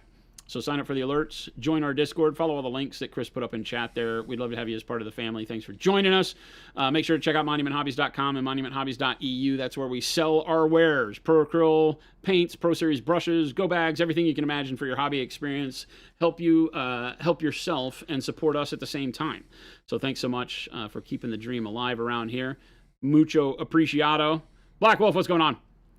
Thanks for joining in. What was I going to say? I'm here today, obviously, because I was here today. Yes, you're here tomorrow and Wednesday.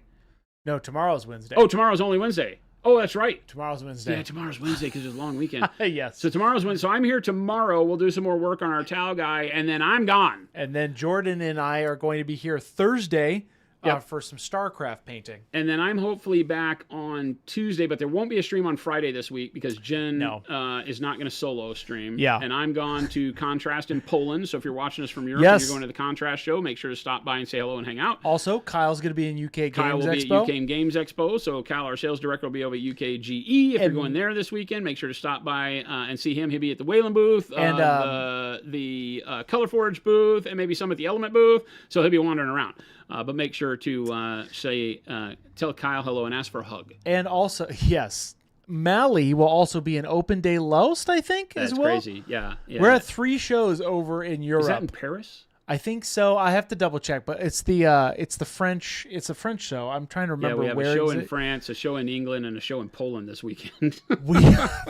That's crazy. I'm in Poland alone, so there you go. It'll be fun. Go say hi to Jason. Take some pictures. Have some fun. But then I'll be back, hopefully streaming next Tuesday. But I will be back tomorrow, so make sure to tune in and have a wonderful evening. Stick around. Chris is going to find us somebody to raid, so show some love in the chat we wind up in. Have some good hobby time throughout your evening. We'll catch you back here tomorrow. Adios, Thanks. gang.